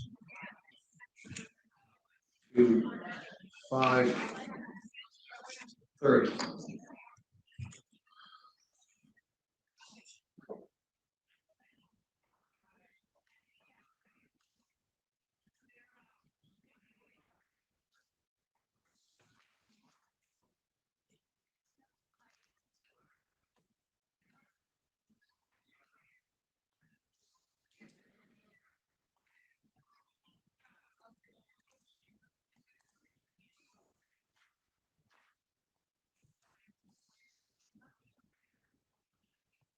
Okay. Okay.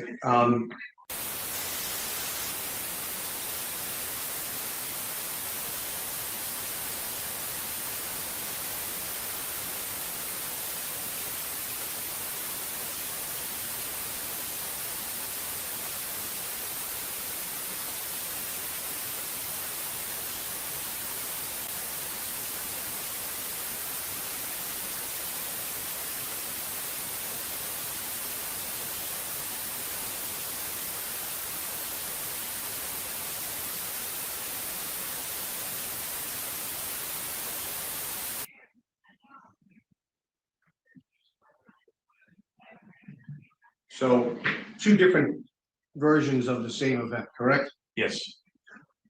Now, I'm turning to 538. So. 538. And I want you to read the pages leading up to that 530 through 538.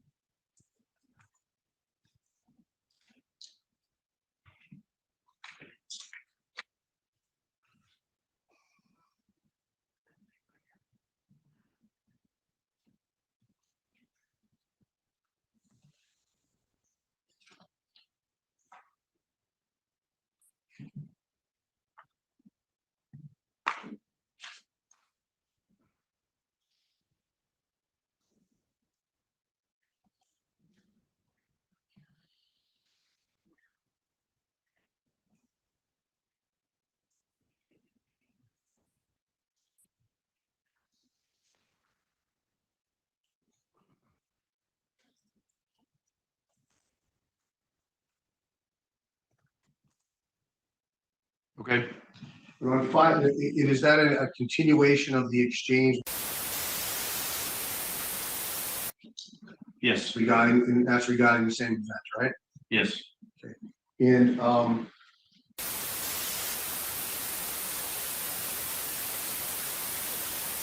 did I say that correctly, sir? Yes. Well, what would that mean, sir? If you recall, what is your understanding of what that means? Objection, Your Honor. Grounds. Calls for speculation. No, I'll allow the answer. Overruled. It means, or And that was on August 16 of 2020, correct? yes.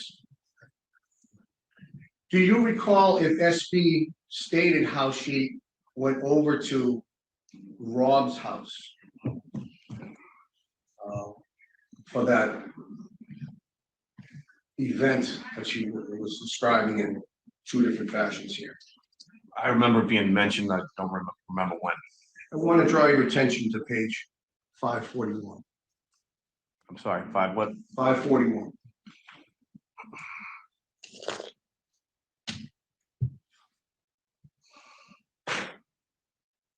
Now, throughout this email chain, sir, you will agree with me that Billy Farwell is looking for story. Objection. Billy Farwell was acting like a pervert, wasn't he, sir? Objection. Sir,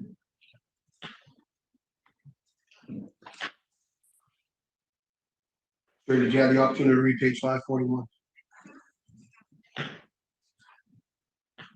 Yes.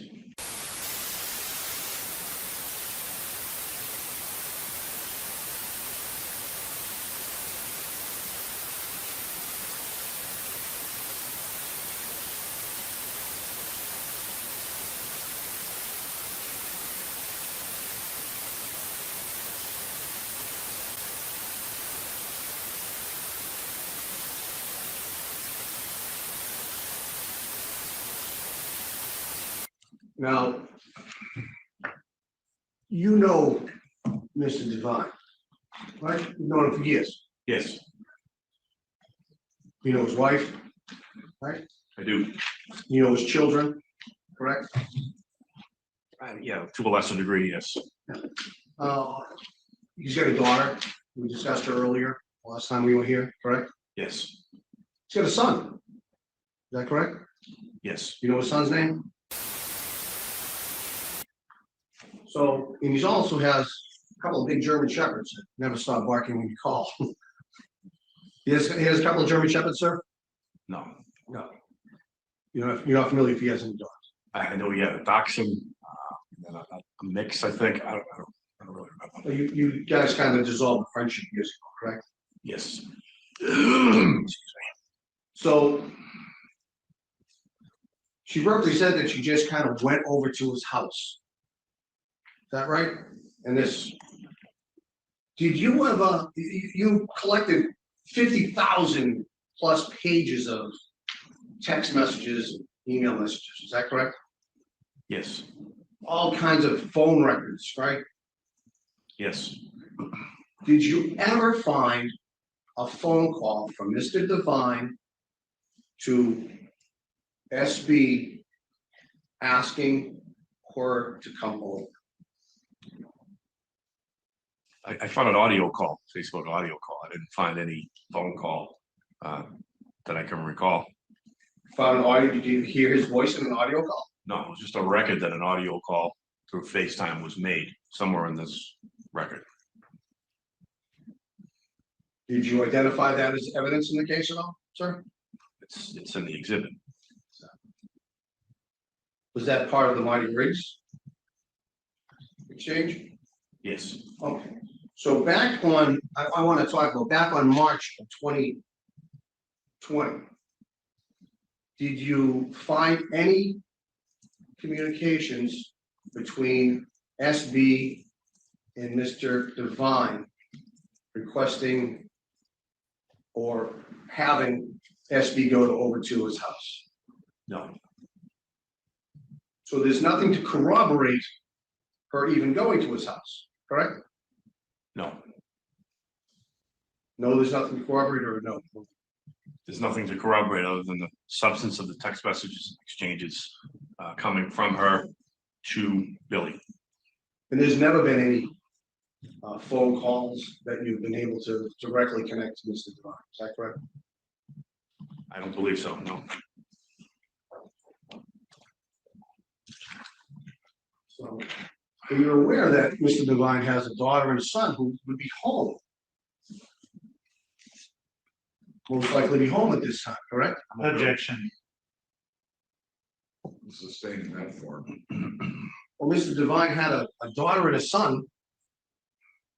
Is that correct? Back in March of 2020? Yes, Then would it make sense to you that this young woman would just show up at his house? Objection. Sustained. Sir, you were doing an evaluation of this evidence, is that correct? yes, And when you do your evaluation of the evidence, you look at things that make sense to you, is that correct? sure, And you track down things that make sense and don't make sense, and kind of evaluate the evidence in that fashion, right? yes, And when you were evaluating this evidence, you gotta say, listen, we've got this text message that says she just showed up at his house out of the blue.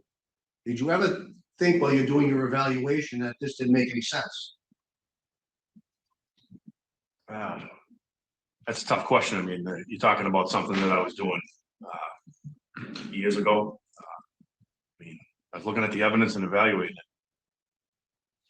it. When you evaluate the evidence, would you look at this evidence in your normal fashion or normal practice and say, hey, listen, we need to find out who might be home at that time? No, I don't think so. You wouldn't have done that? I don't think so. I don't believe I did.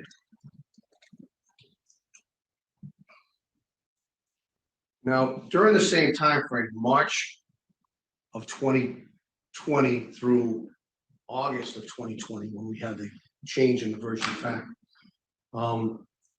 she was also having communications with a Joshua Bell.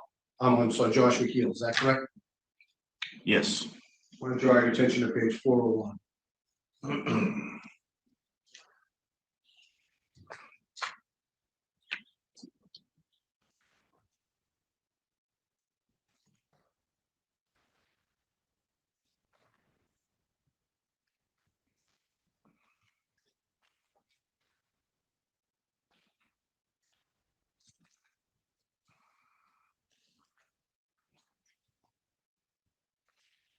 I'm sorry, 608, I'm sorry. It was 4-1 the date, the conversation. 608, you said. 608, yes. It was a conversation on 4-1. okay, 608. Now,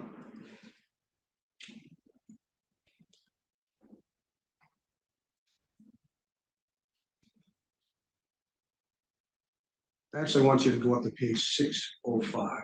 you read through 608.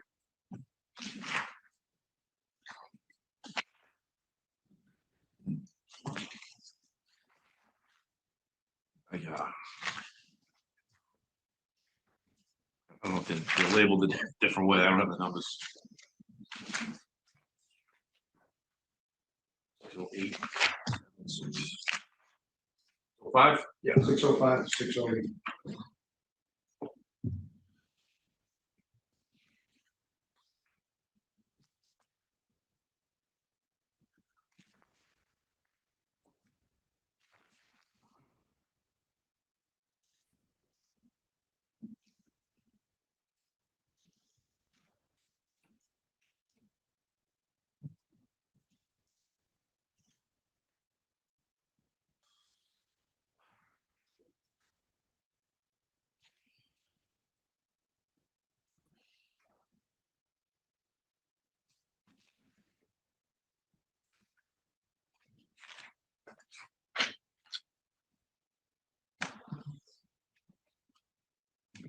Six oh seven is the very last text is overwritten.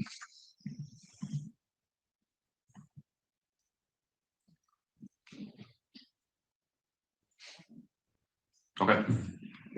605 to 607, do you know who that's an exchange between, sir?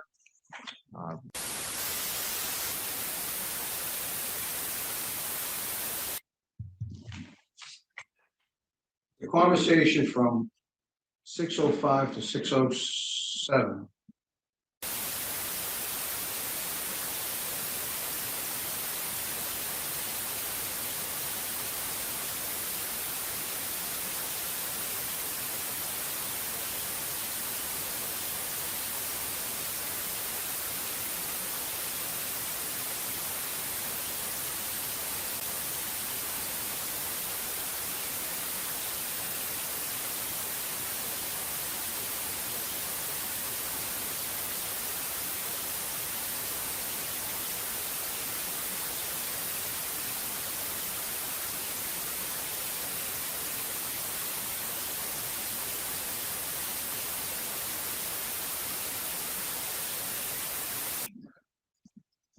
Did you ever follow up on who this conversation was with, who these people were? So this is black case. This is in sporadic order. I may have identified who it was through Cellbrite. I don't remember right now.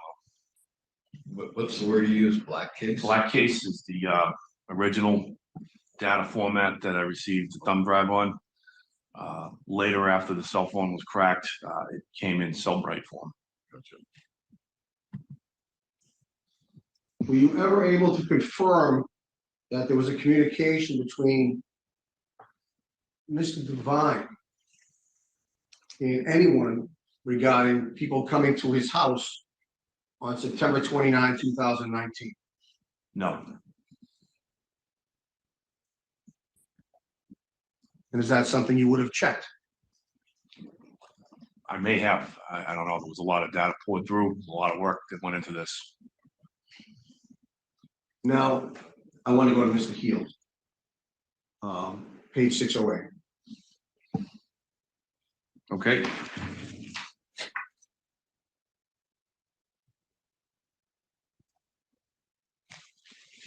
Read page 608 through 610 to yourself, sir.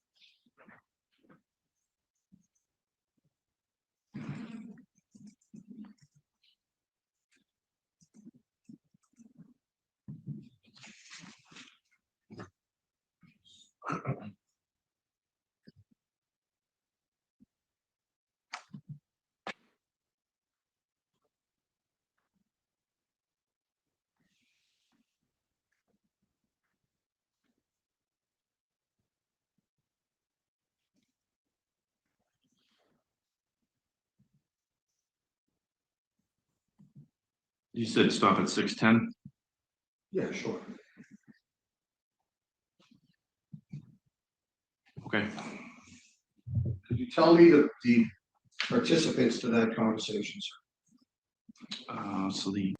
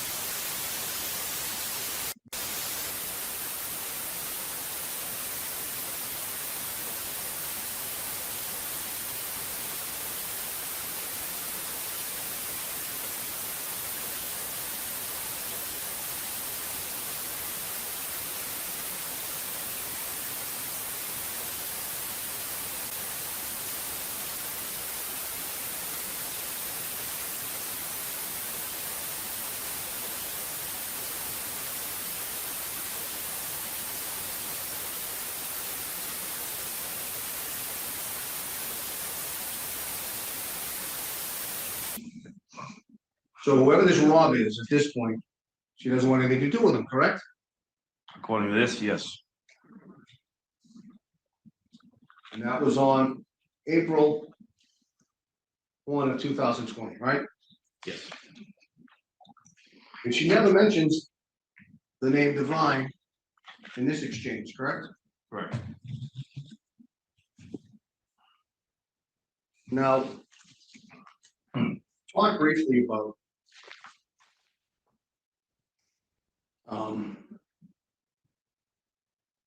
these text messages and what you have and what you don't have, what you could extract and not extract. And are you aware that SB has had text messages back in 2017? I'm vaguely familiar with the time frame. That sounds accurate. But the only documents you got were for approximately a year that you produced to us, were for a year. And there were 50,000 pages in approximately a year of her communicating with others. Objection. I actually don't understand the question. You want to rephrase that? Well, there are approximately 50,000 plus, more than 50,000 plus pages of text and email messages, correct? That you secured from SB's phone. To put a number on the black case file, it was somewhere in the neighborhood of anywhere from 30 to 50,000. And then Cellbrite, I couldn't even give you a number or a time frame. It was more, A lot more. a lot more. So 100,000 pages. I said I couldn't even give you a number. It's a lot for years of extraction of records, is that correct? Sure. And how is it you put together these documents? Because these documents are part of the report. How did you pick these specific documents out of all of those? So there was basically anything that had evidentiary value or anything that that was conversations with SB and anybody who was involved with this case. In the documents you have are PDF searchable, aren't they? The black case was PDF searchable. Cellbrite was you'd have to select stuff and print, and it's more like an Excel format. And did you just type in the name Rob and this is what came up? I did a large amount of filtered searches. So using Cellbrite program, you'd go in and you'd select the file that you were working on, and you could put in anything for search criteria. And you put in a search criteria for the name Rob. These instances. Is that Sure, I did. Okay. And this is what came up, right? Not in these documents. So Cellbrite was a lot more selective, a lot more refined to be able to filter searches. And so far, the only reference to Devine was a conversation from 2019 that we can't identify the participants in, that begins at page 605. There's no reference to Devine. that I located. Everything is referenced as Robin. Wrong. Now, in SB, kept her text messages back to 2017, didn't she? I don't know when she kept it back to. I Page know what I had. 572.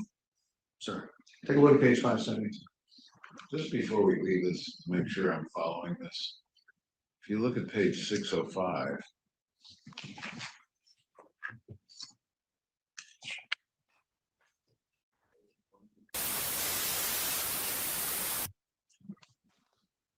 So am I reading this right? Yes, Okay. I thought I just heard there was no mention of Devine, and maybe I misunderstood. Sure, I stand corrected, Your Honor. I believe, Judge, my question is geared toward the only reference we had is between, what the Devine was between these participants who we couldn't identify at the end of page 605. Because we don't know who's talking here, is what you're saying. Correct. I got you. And it's from 2019. Gotcha. Thank you. Page 572, sir. I believe my question was whether or not SB kept her records back in 2017.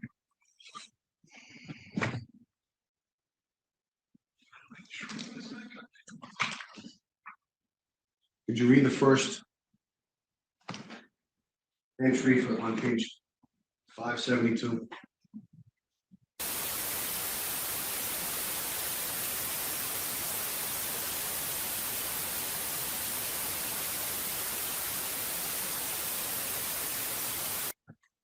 SB had kept their text messages back in 2017. Is that fair to say?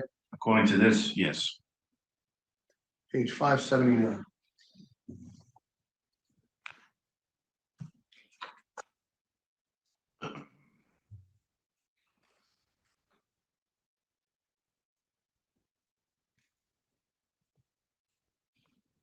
You read page 579 to yourself, sir. Bless you. Thank you. Bless you, sir.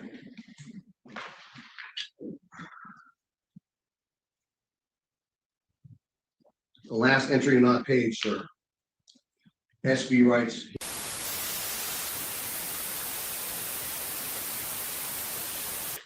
I'm sorry, I'm on the wrong page. 579.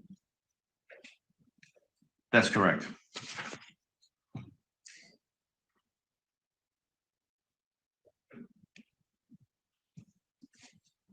So would you have text messages from your extraction that go back to 2017, sir? I don't remember reading any. In the ones you did search, and you searched for Mr. Devine, this is the only thing you came up with was what we have here. It is exhibits in this form, correct? Correct.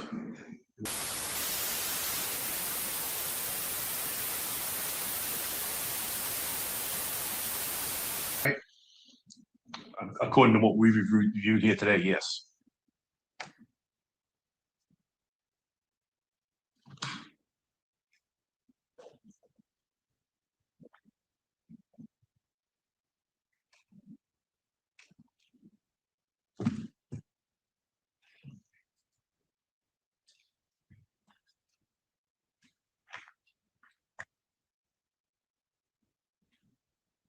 Now, I want you to read pages 580 to 587. 580 to 587. Yes, sir. Next, should be the next.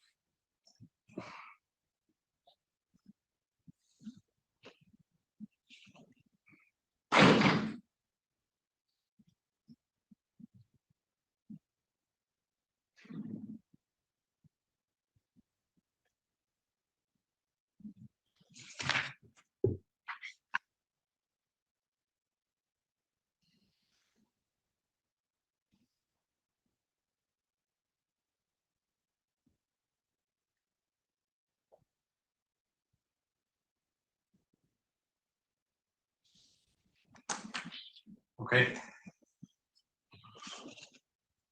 That appears to be an exchange between whom?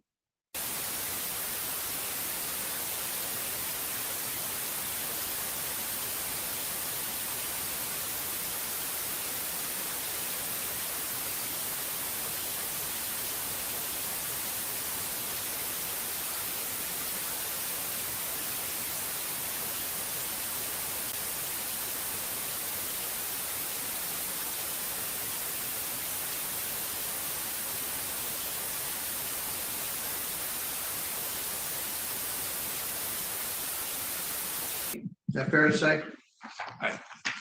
The user's not identified. I can't say that it's somebody from the department or not.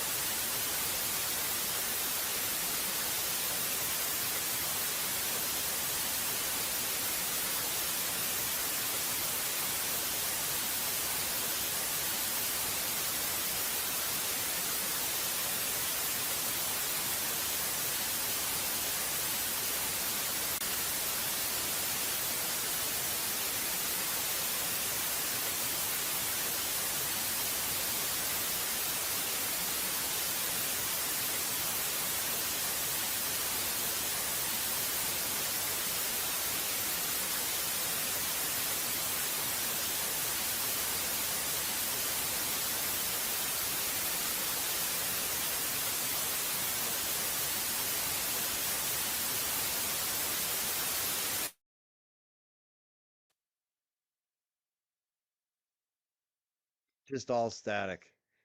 Just all static all the time. It's unbelievable how they cover everything up. Let me turn it back on and see if it's still static.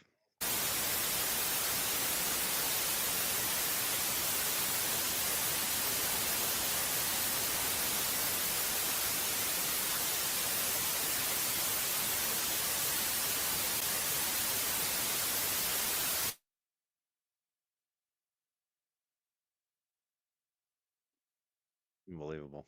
I'm going to skip ahead. Just unlistenable.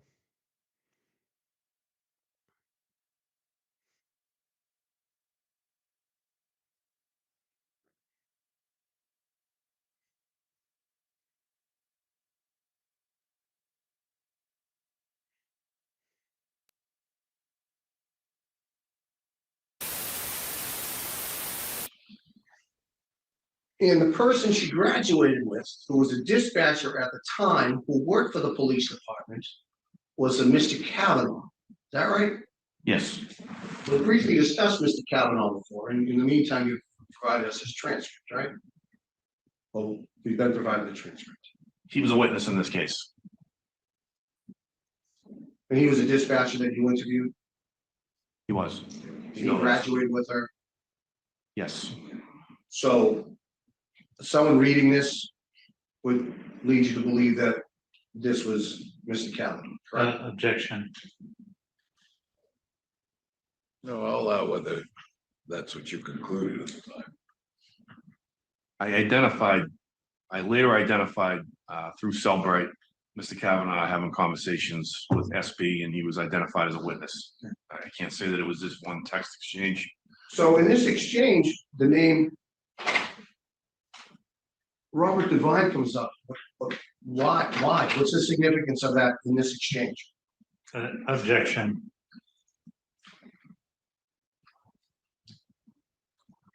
Again, I'll allow your state of mind at the time that you saw the name Robert Devine. What did you conclude?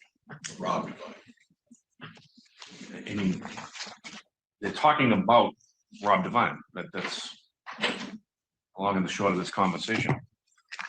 They've eliminated Robert Devine in this conversation, correct? Yeah, I mean, I'm not seeing where it, you know, I'm not seeing that in this conversation. They're trying to identify somebody at the PD. They figure it out that it's a dispatcher. So, I mean, I didn't draw any one conclusion based on this one exchange. Now, I want to draw your attention to page 589.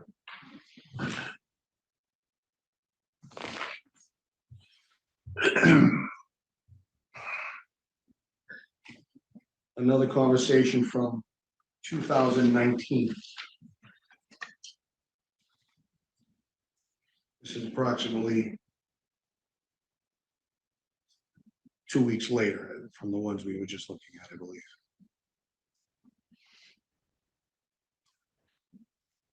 Okay.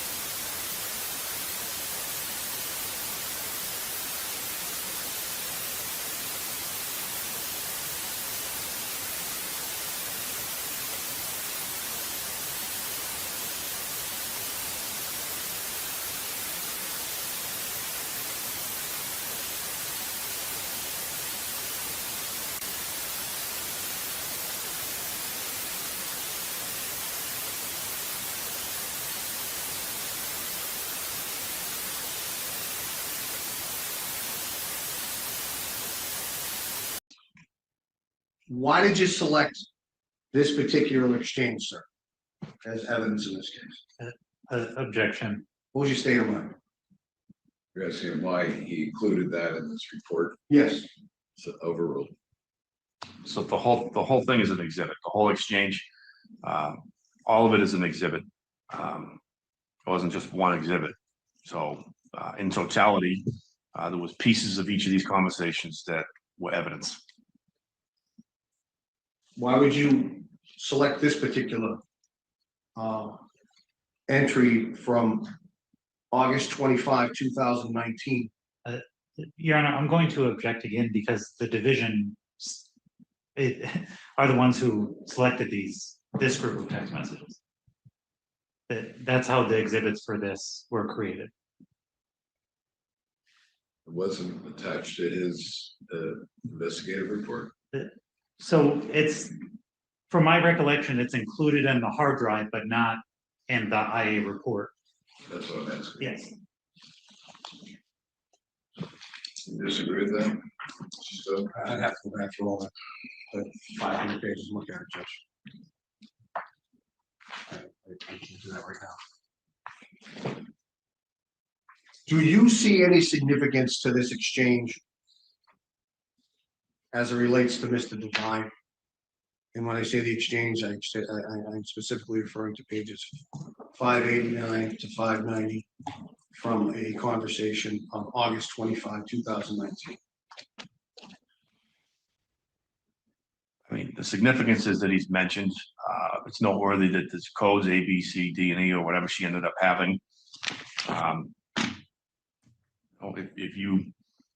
If you were suggesting that he's eliminated from this, then I don't disagree with you from the codes. Okay.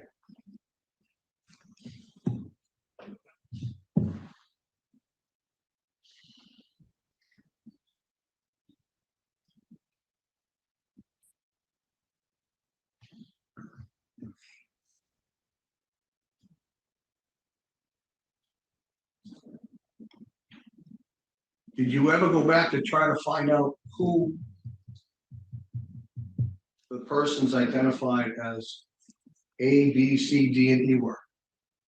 I probably did. Did you put that in your report? I probably did not. Would you have kept any notes anywhere about who these people are? Maybe. I mean, it's a pretty large case file. I mean, the entire Cellbrite hard drive is an exhibit in this case. Well, Cellbrite is in your notes, is it? Cellbrite is not my notes. Did you keep any notes relative to who A, B, C, and D were? I don't think I wrote down who A, B, C, D, and E were. Did you find any communication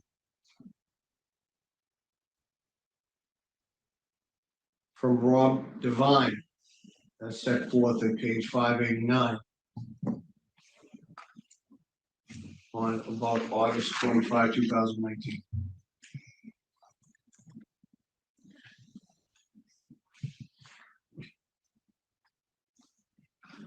If you're, I'm so sorry, what are you asking me?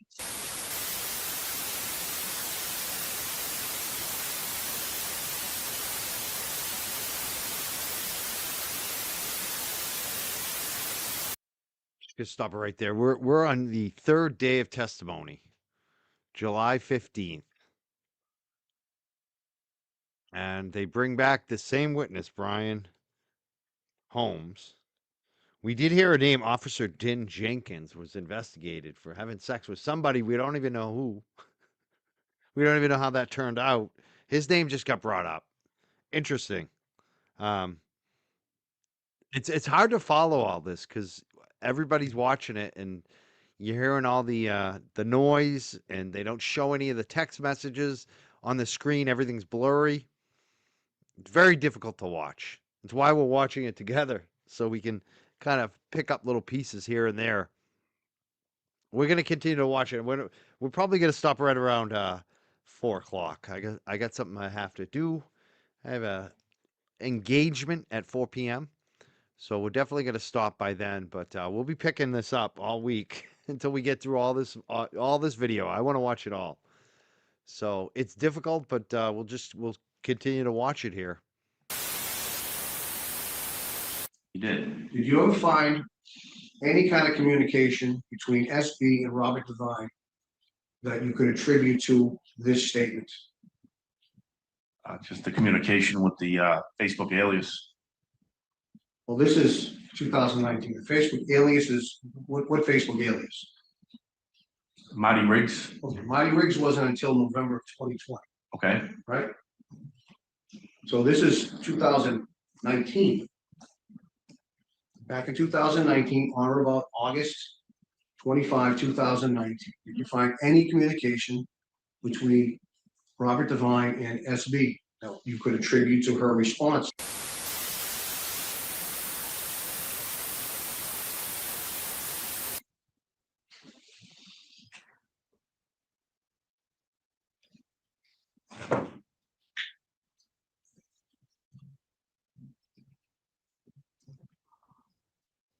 Now, I want to draw your attention to, Judge, this is the photograph I discussed.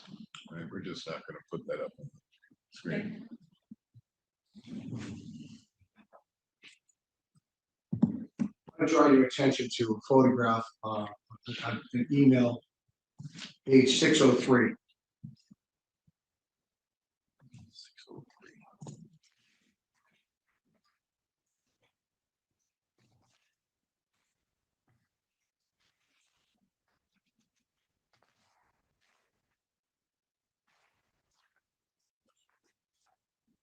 Page number.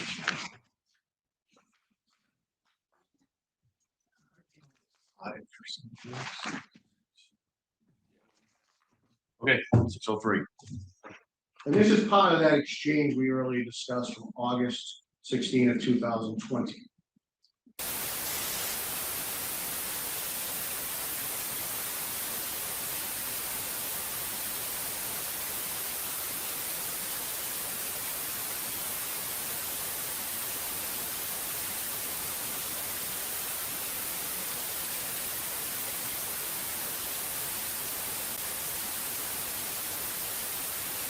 Yes. What is your understanding as to what that was? I mean, I'd have to go back and establish why it was in here. I mean, Okay, you can go back. Please go back and refresh. You can see what it says.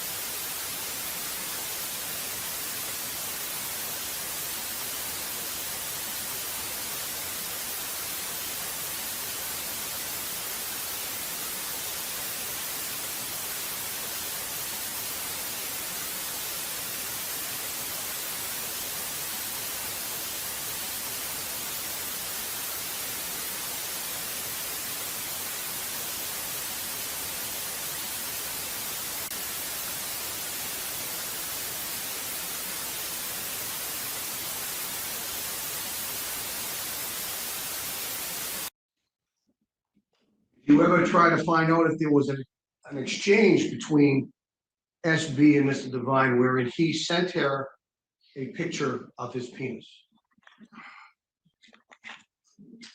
We first had to identify what account he was using, so we did our best to try to discover whether or not anything like that happened. And you found, aside from the Mighty Riggs documents, we'll leave those aside, you found nothing that was an exchange between SB and Mr. Devine that you could link to this photograph, correct? That's correct. You had no communication at all between them except for what you claim in the Mighty Riggs files, right? I don't believe I located any other communication other than the Mighty Riggs account.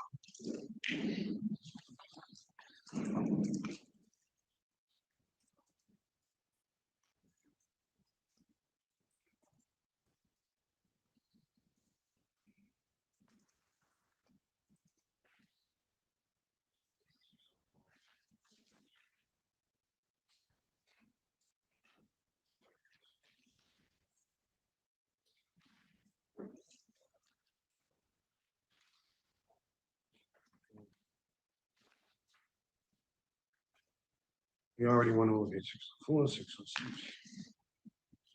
606.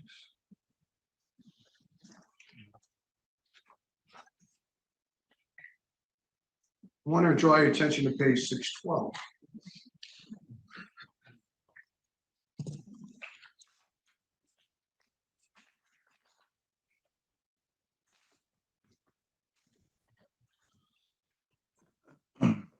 Read 612 to yourself.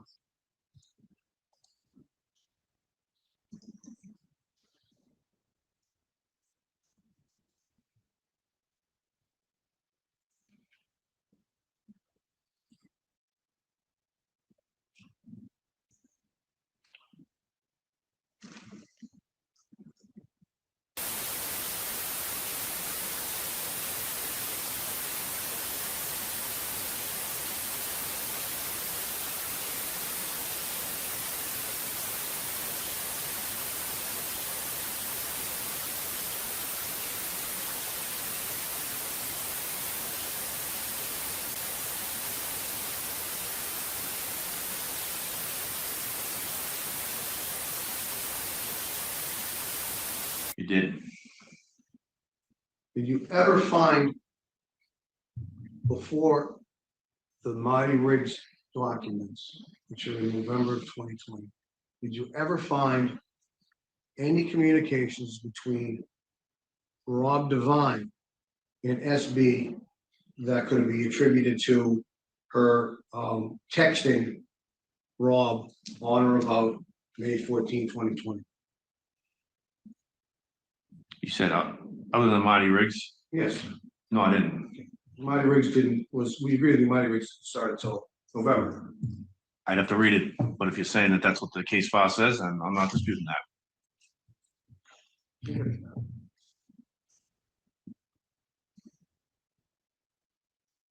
Page 614.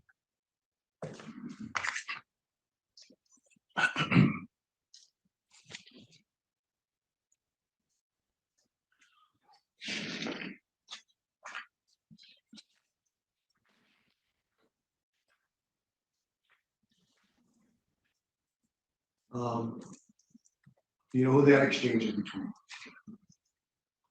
Appears to be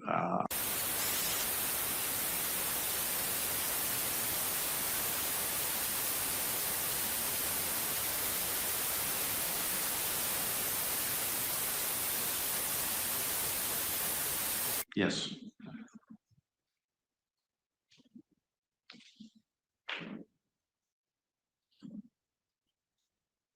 And during your investigation, you learned that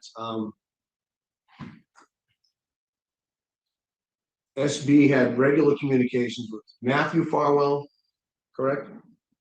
Yes. Regular communications with William Farwell, correct? Yes. And regular communications with Joshua Heel, correct? Yes. They're all police officers working for the Stoughton Police Department or animal control officer working for the Stoughton Police Department back in 2020 and 2021, Correct. correct? So talking to any one of them, you can get schedules from each other. Is that fair to say? Sorry, what are you asking me? Yeah, well, I'll withdraw the question. Is there a schedule that people know each other's schedules and who's working and things like that? Yes. So she could get any of the information she wanted regarding, where Mr. Devine might be from others, correct? Sure.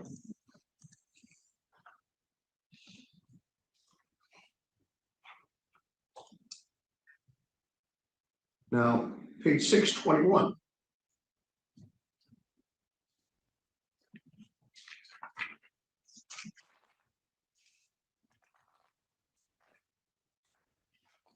So page 620.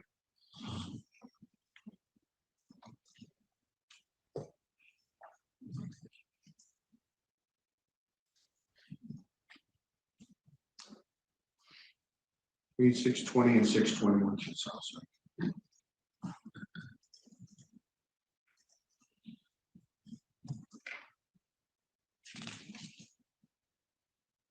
Now, the name Rob is referenced in that exchange, sir. Yes. Who's that exchange between? It's another exchange with Josh Hill. And that's on October 21 of 2020, correct? Yes. And what is discussed in that exchange, sir?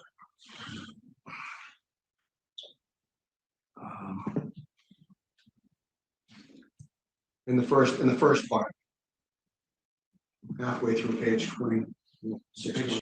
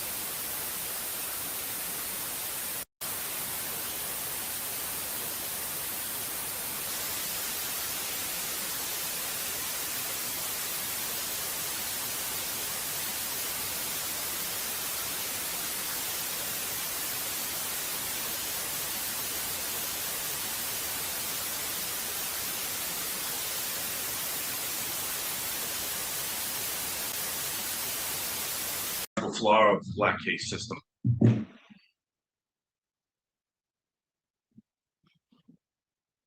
What is your understanding of the flaw? Replicating messages. Are you an expert in the black case system? They're not.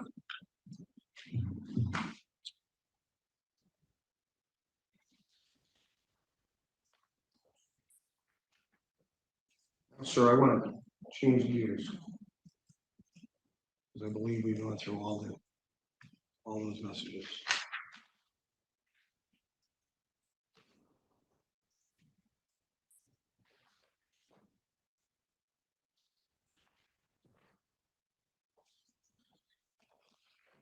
Talk to you about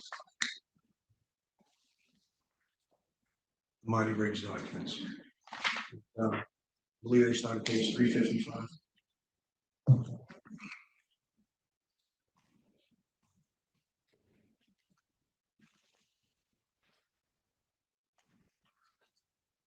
Now, sir, when entering onto you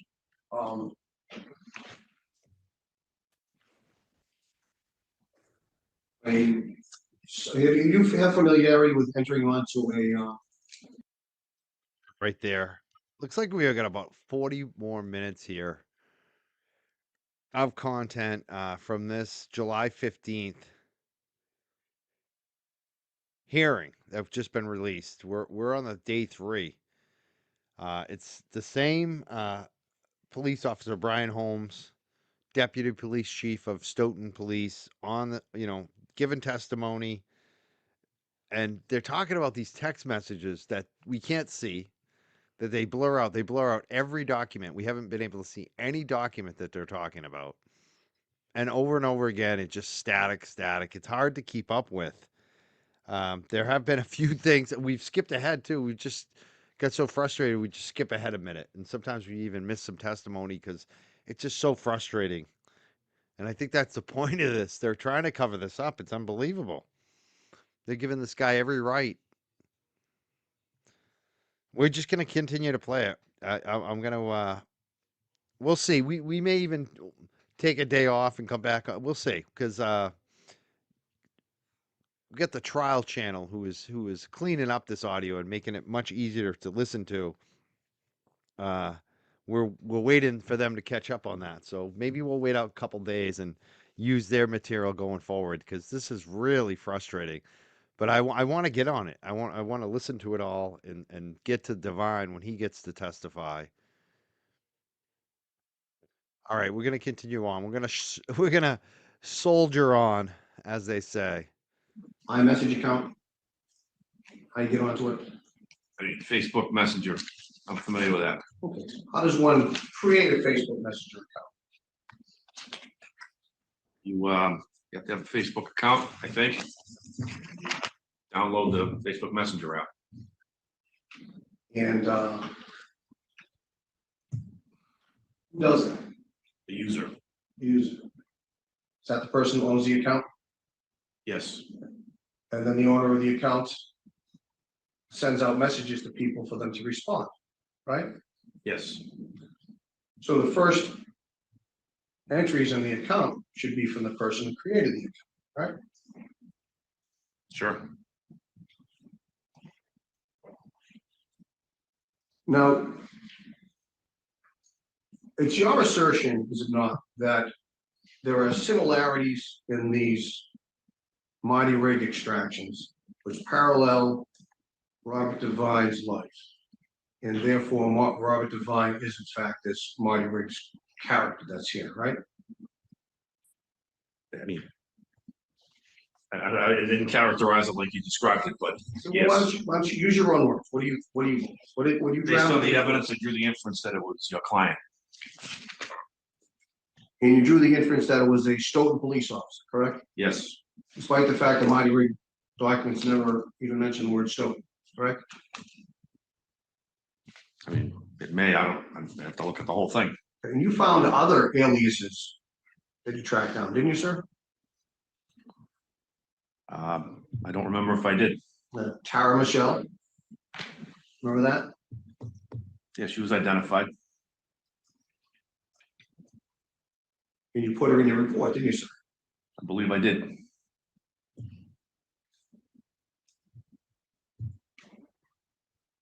It's at page 40. You want to go to page 40?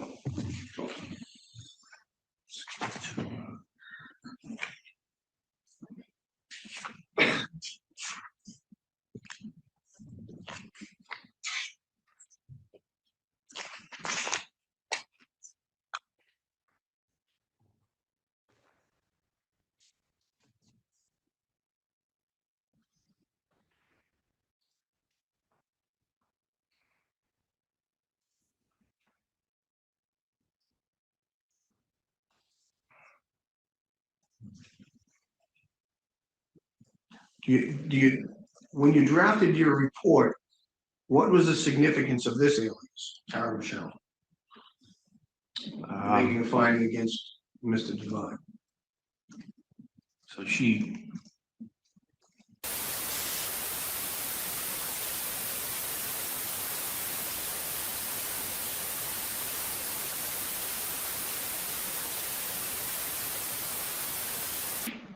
And you recall finding another alias, a Superman 167?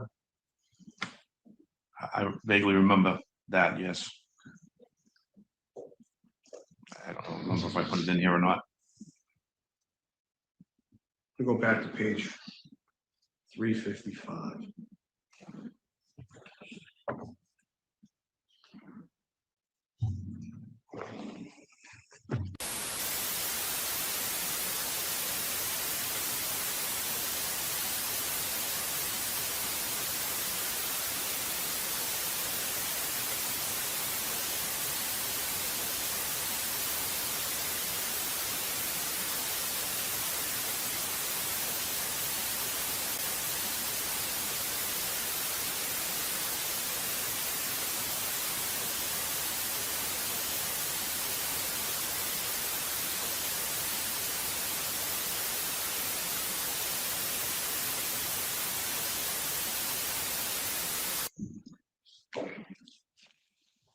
Is that part of your claim against him for actions unbecoming an officer? I believe it is. Page 385.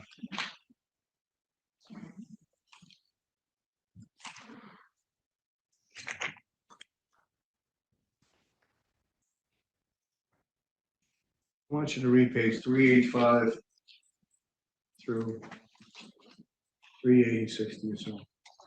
Actually, it's 387.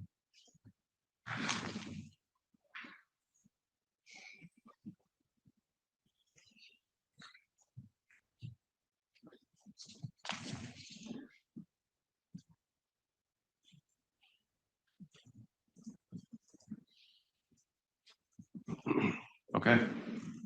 Does that document what you're claiming Mr. Devine did as Marty Riggs? I mean, it's just.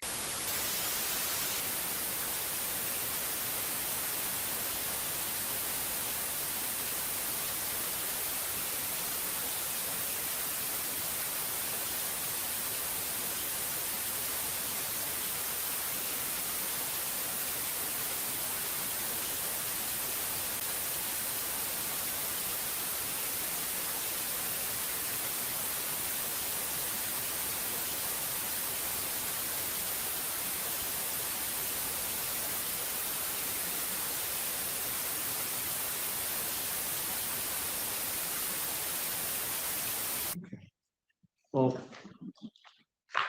you'll agree with me, sir, that what is a chateau, first of all? It's a restaurant. And where is the chateau in Stoughton? The 1100 block of Park Street. And you're aware that there are 10 chateau restaurants? Are you, sir? I know they're a franchise. For franchise. There's one in Norwood, right? Yes. There's one in Braintree. All right, Don't know where the other ones are, but I know that there's more than one. Franklin, Norton, and those ring a bell? No. How close is Braintree to Stoughton? 20 minutes. How close is Norwood to Stoughton? 20 minutes. Where was SB living on or about November 2020? Canton, I believe.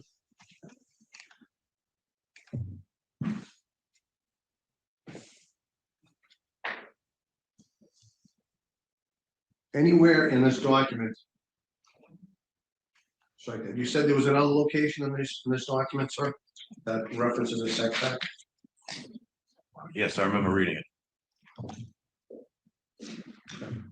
Is it possible you can find it for us? Try.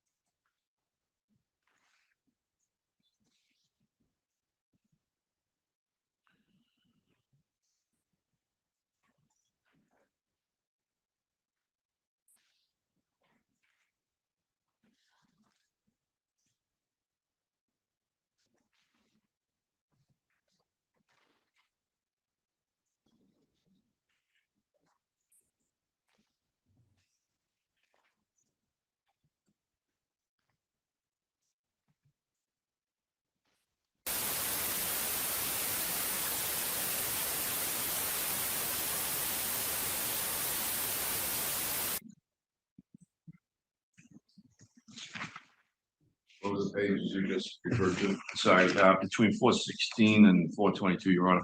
Okay.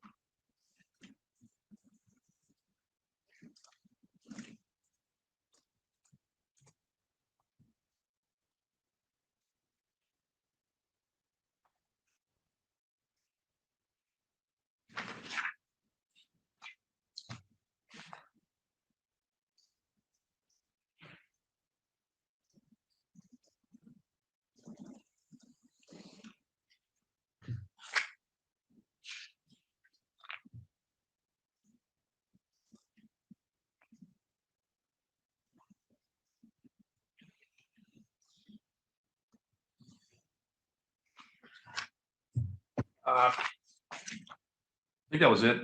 I didn't read the very beginning of the conversation. Could have been more, but that's my memory. Those are the references. So those are references, right? Yes, And as you're reading through these documents, you see a lot of, yes, so when the exchange was made on page 385, when the conversation was on page 385, you know the tense or the tone of the message, whether or not it was funny, they were joking around.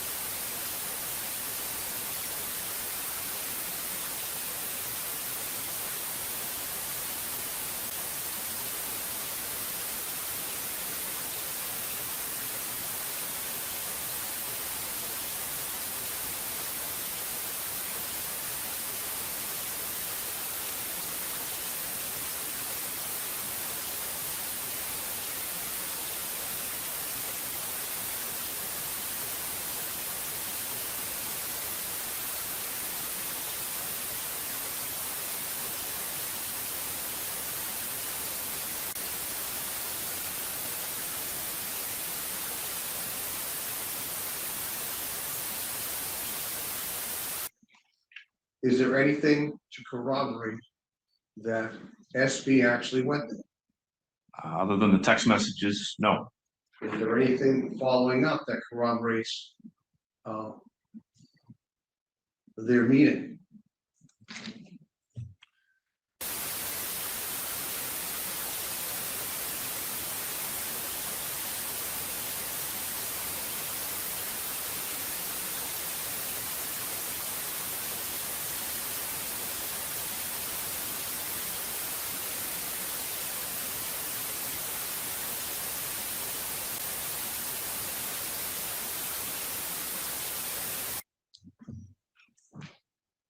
And you're surmising that this is Marty Riggs's Robert Devine. Why? He's having a conversation with SB.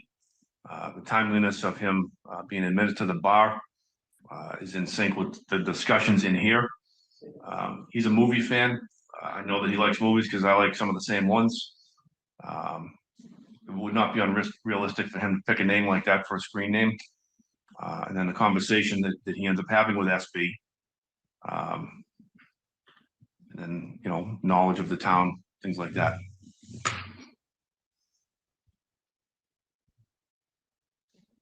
Now, it was common knowledge around the Stoughton Police Department that Mr. Devine was becoming a lawyer. Is that fair to say? Yes. And was it common knowledge when he was going to be sworn in? I don't know. It wasn't something that was talked about, so. But everyone knew he was going to law school, right? Yes. And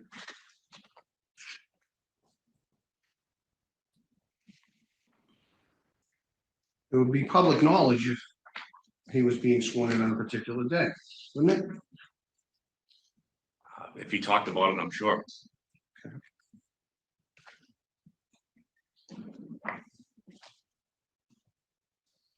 And you understand that Mr. Devine says that this Marty Riggs is not him, right? Right. So the only communication you have, Mr. Devine, that you believe can draw to Mr. Devine is 2.5 months of communications. That is the Marty Riggs communications we have here. It sounds accurate what you're saying. There could be other references in this case file, but off the top of my head, that sounds accurate. You have how many people working with you on this case? Myself, mainly one guy, and then 2 additional people that were helping out. Mr. Fries, Yes. who is it? Lieutenant Bob Fry's retired MSP. He was in the district attorney's detective unit, I think in the Cape in Plymouth County. Retired, he got his private investigator's license, and he does part-time police work for some small towns in Plymouth County. And was it, and Mr. Italiani? Paul Littleline, Literally, sorry.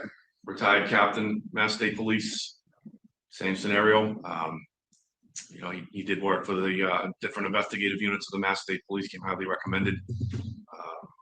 And then there was a Sergeant Mike Bates, who ran a private IT company. Sergeant Mike Bates. Sergeant Mike Bates. So he helped you with the IT. Yes. And beyond those 3 individuals, do you have any other help, sir? I mean, town council helped out with reviewing documents. Other than that, no. Well, you also had help, did you not, from the state police? Trooper Dunn? Lieutenant Fanning was the guy who was sharing information with me. Lieutenant Fanning, he would give you information, right? Yes. And he was investigating this as well. So you had the state police and you had 3 individuals assisting you. You had you and you had town council going through all of these records, right? Right. And based upon a joint effort, it's your opinion that the only records you found that you can attribute to Mr. Devine and the entire life of SB are what's here in Margaret for 2.5 months. Is that correct, sir? Could you ask that again? For the entire life of SB. She represented that she kept her records back in 2017. Didn't delete anything, right? In her entire life, the only communications you can, or you are claiming, or you found that you are claiming or allege, are these Marty Riggs documents, which is a 2.5-month window in time. Objection. The question is seeking information far outside the relevancy of this hearing. If he's asking about her entire life.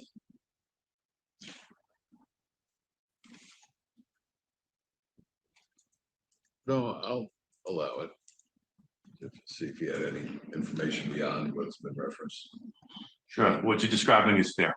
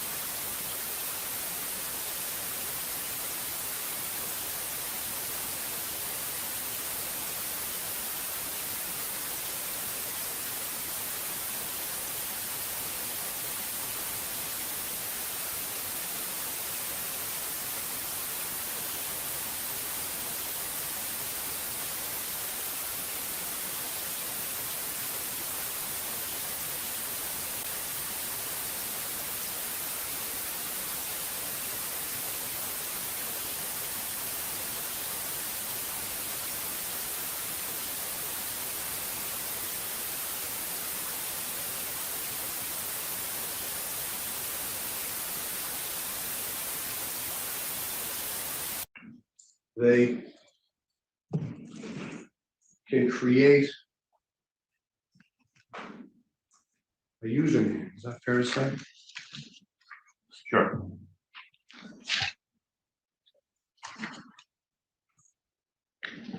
And that name can be changed on the account, can be changed anytime they want, right?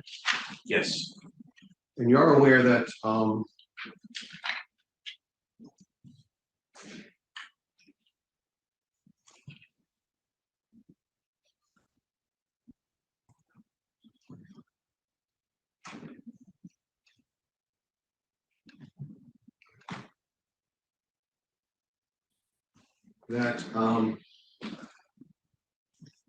SB created her own name for the account. Right? Do you have a sign-in name or anything like that? I mean, she's a user. It's obvious from the content here.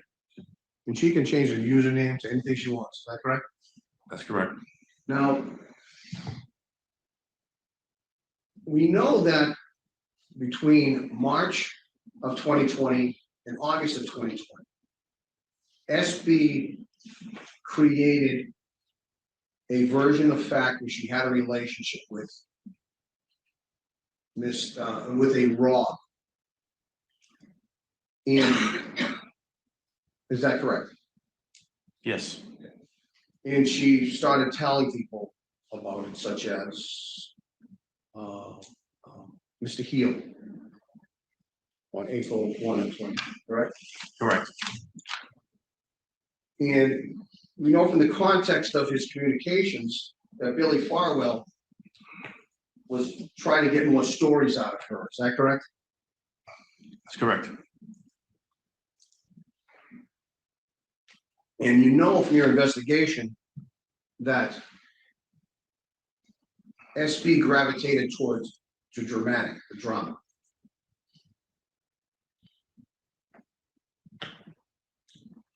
Yeah, I can agree with that. Her aunt, I think it was her aunt who told you that, right? Her cousin, second cousin, told you that in an interview. Probably, if you're referencing, she probably told me that. Did you read any of the interviews before you came in today? No.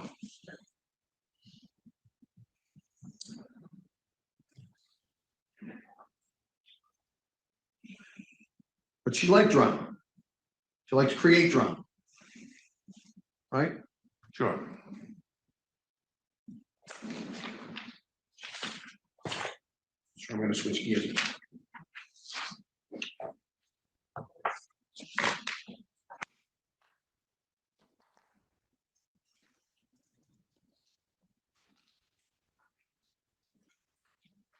When we were last here, we discussed portions of your IA report, but we didn't have the transcripts. We've gotten the transcripts since you're aware of that, correct? I am now. And I'm going to take them in order. They're on page 44.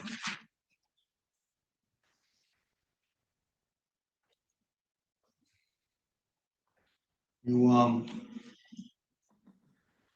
interviewed him. Is that correct? I did. Who was She lives in Salty, and she was I don't know if it was a second cousin of SB. and she met through Facebook. Is that correct? I'm sorry. Yeah, she Facebook. Recall that? I don't. Can we double screen it? Yes. Yeah. I have the transcripts. And I want to go to page 35, the transcripts that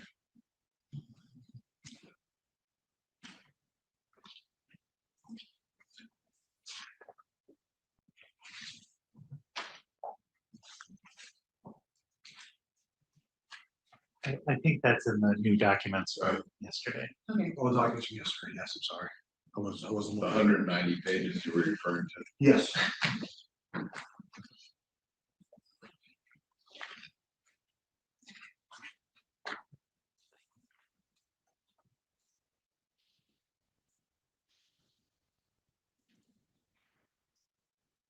don't know my glasses.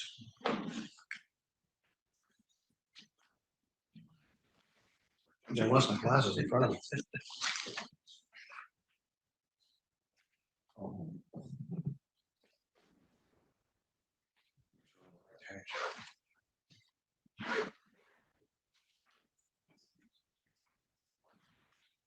Okay.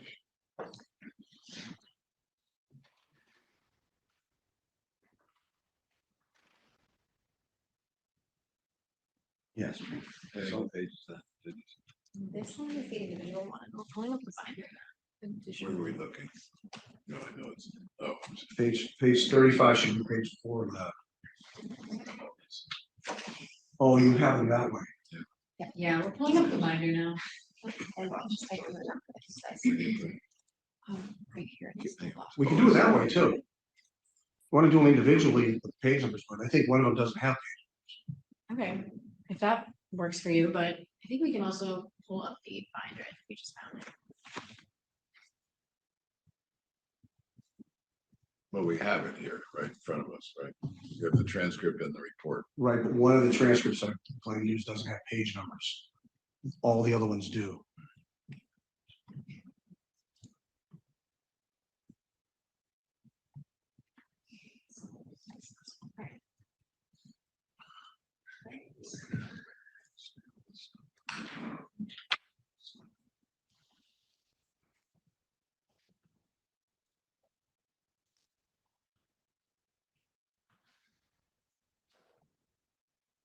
What's the page again? Should be pages, there should be 190 pages. I think that says 200, Lizzie, could you just send me the link again? Yep, over email. 30, 35. Yes, and this is of the like full combined pages, correct? Just the one that the parties have. You want that Just one? agreed to today. Yeah, okay.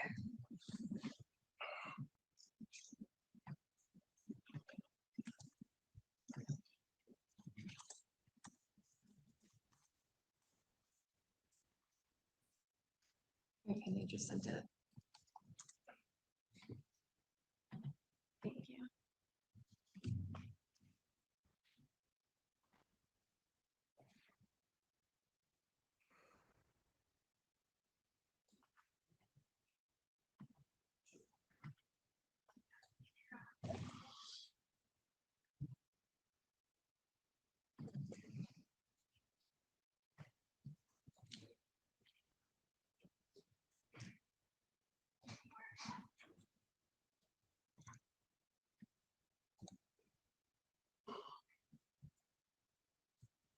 That's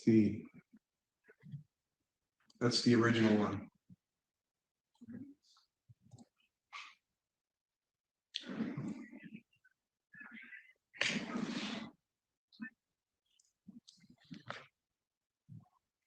Lizzie, did you email it to me? Yeah.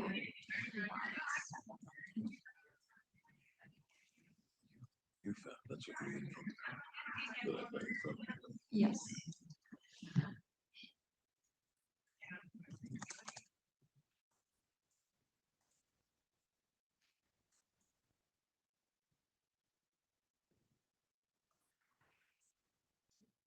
Sorry, just give me 1 minute.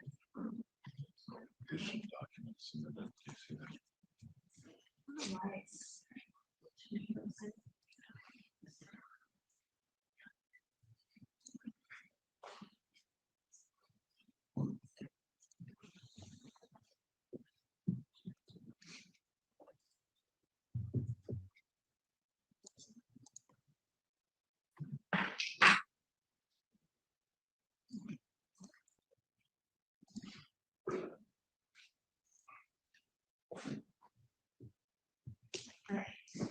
There we go.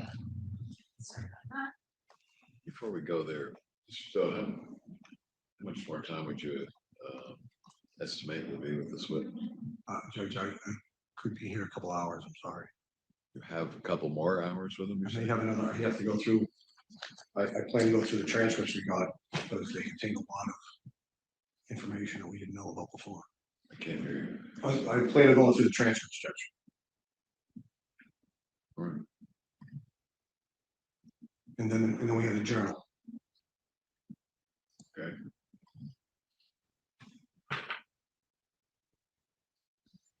Sorry, I believe I asked you that, she reached out to, strike that. You did the interview of, is that correct? I did. And she told you that she was SB reached out to her through Facebook. Is that correct?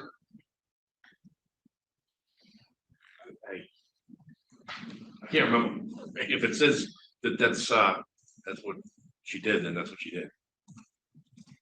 Okay.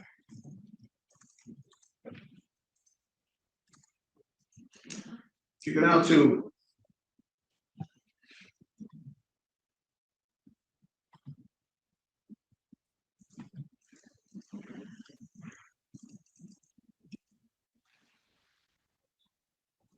That's incorrect.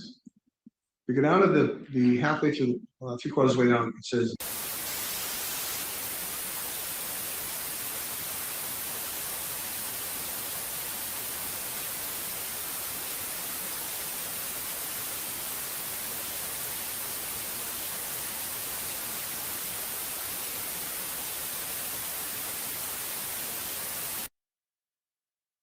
That's it. That's the end of day 3, part 1. So we're gonna catch up and watch the next video at another time. Maybe when the trial channel's caught up, because they are up to, I think, this point basically, like maybe one video behind. So maybe hopefully we'll use more of their videos, because it looks like they're gonna be uploading more of them.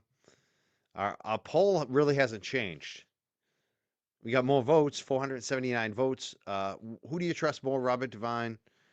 Claimed Sandra Birchmore lied all the time. 83%, large majority, 8 out of 10, choosing Sandra Birchmore over Robert Devine.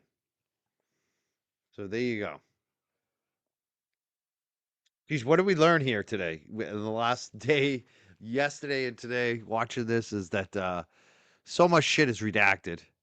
We didn't get to see any documents. Everything has been blurred. Every single document's been blurred. The amount of the artificial noise, the redactions. But what we do know is there was a ton of text messages, and specifically they're like right at the end, they're talking about this Marty Riggs Facebook account. And there's also a police officer's name who came up, a Dean Jenkins. It's spelled D-I-N, I believe. I looked him up. Still don't even know what the hell they were talking about. They just mentioned his name about, you did an investigation to see if this person had sex with somebody. He didn't name who it was. Didn't tell us what the results of the investigation were. We might have to listen back to that one, and I wonder if we even skipped ahead, because there's so much static around that point. It's just so hard to listen to it with all the static. Yeah, exactly. That's the best thing about this, is we're finding more in the chat, and we're seeing who speaks. So far we've had 2 people testimony the first 2 days here. 3 days. First it was Chief McNamara, and now it's his deputy chief, Brian Holmes. Yeah, we heard Hale's name too. Before we go, I guess my question right now in the chat, especially people who have been watching the last 2 episodes, we've been going over this. What have you learned? What do you think is the most important takeaway so far? Because all I get is that they have all this documentation, but they're not sharing it with us. That's what I'm seeing. That's my biggest takeaway. And it seems like there's much more involved than just one person, Devine, and all these other people. Where there's smoke, there's fire. It's a lot more. To me, that's the biggest takeaway, is that everything Mizzy was telling us so far back, that this is way worse than people think, involving more people. That's all I got out of this. We're gonna continue to watch this, though. We're gonna definitely play the next episodes coming up, the next hearing dates. All right, I'm gonna check out. I'll see you all later at another time. I wish I would say her name too. That is weird. The SB stuff. Come on, say her name. She's not even here anymore. Say her name. All right, I'll see you everyone later. Have a good night. Later, jerks.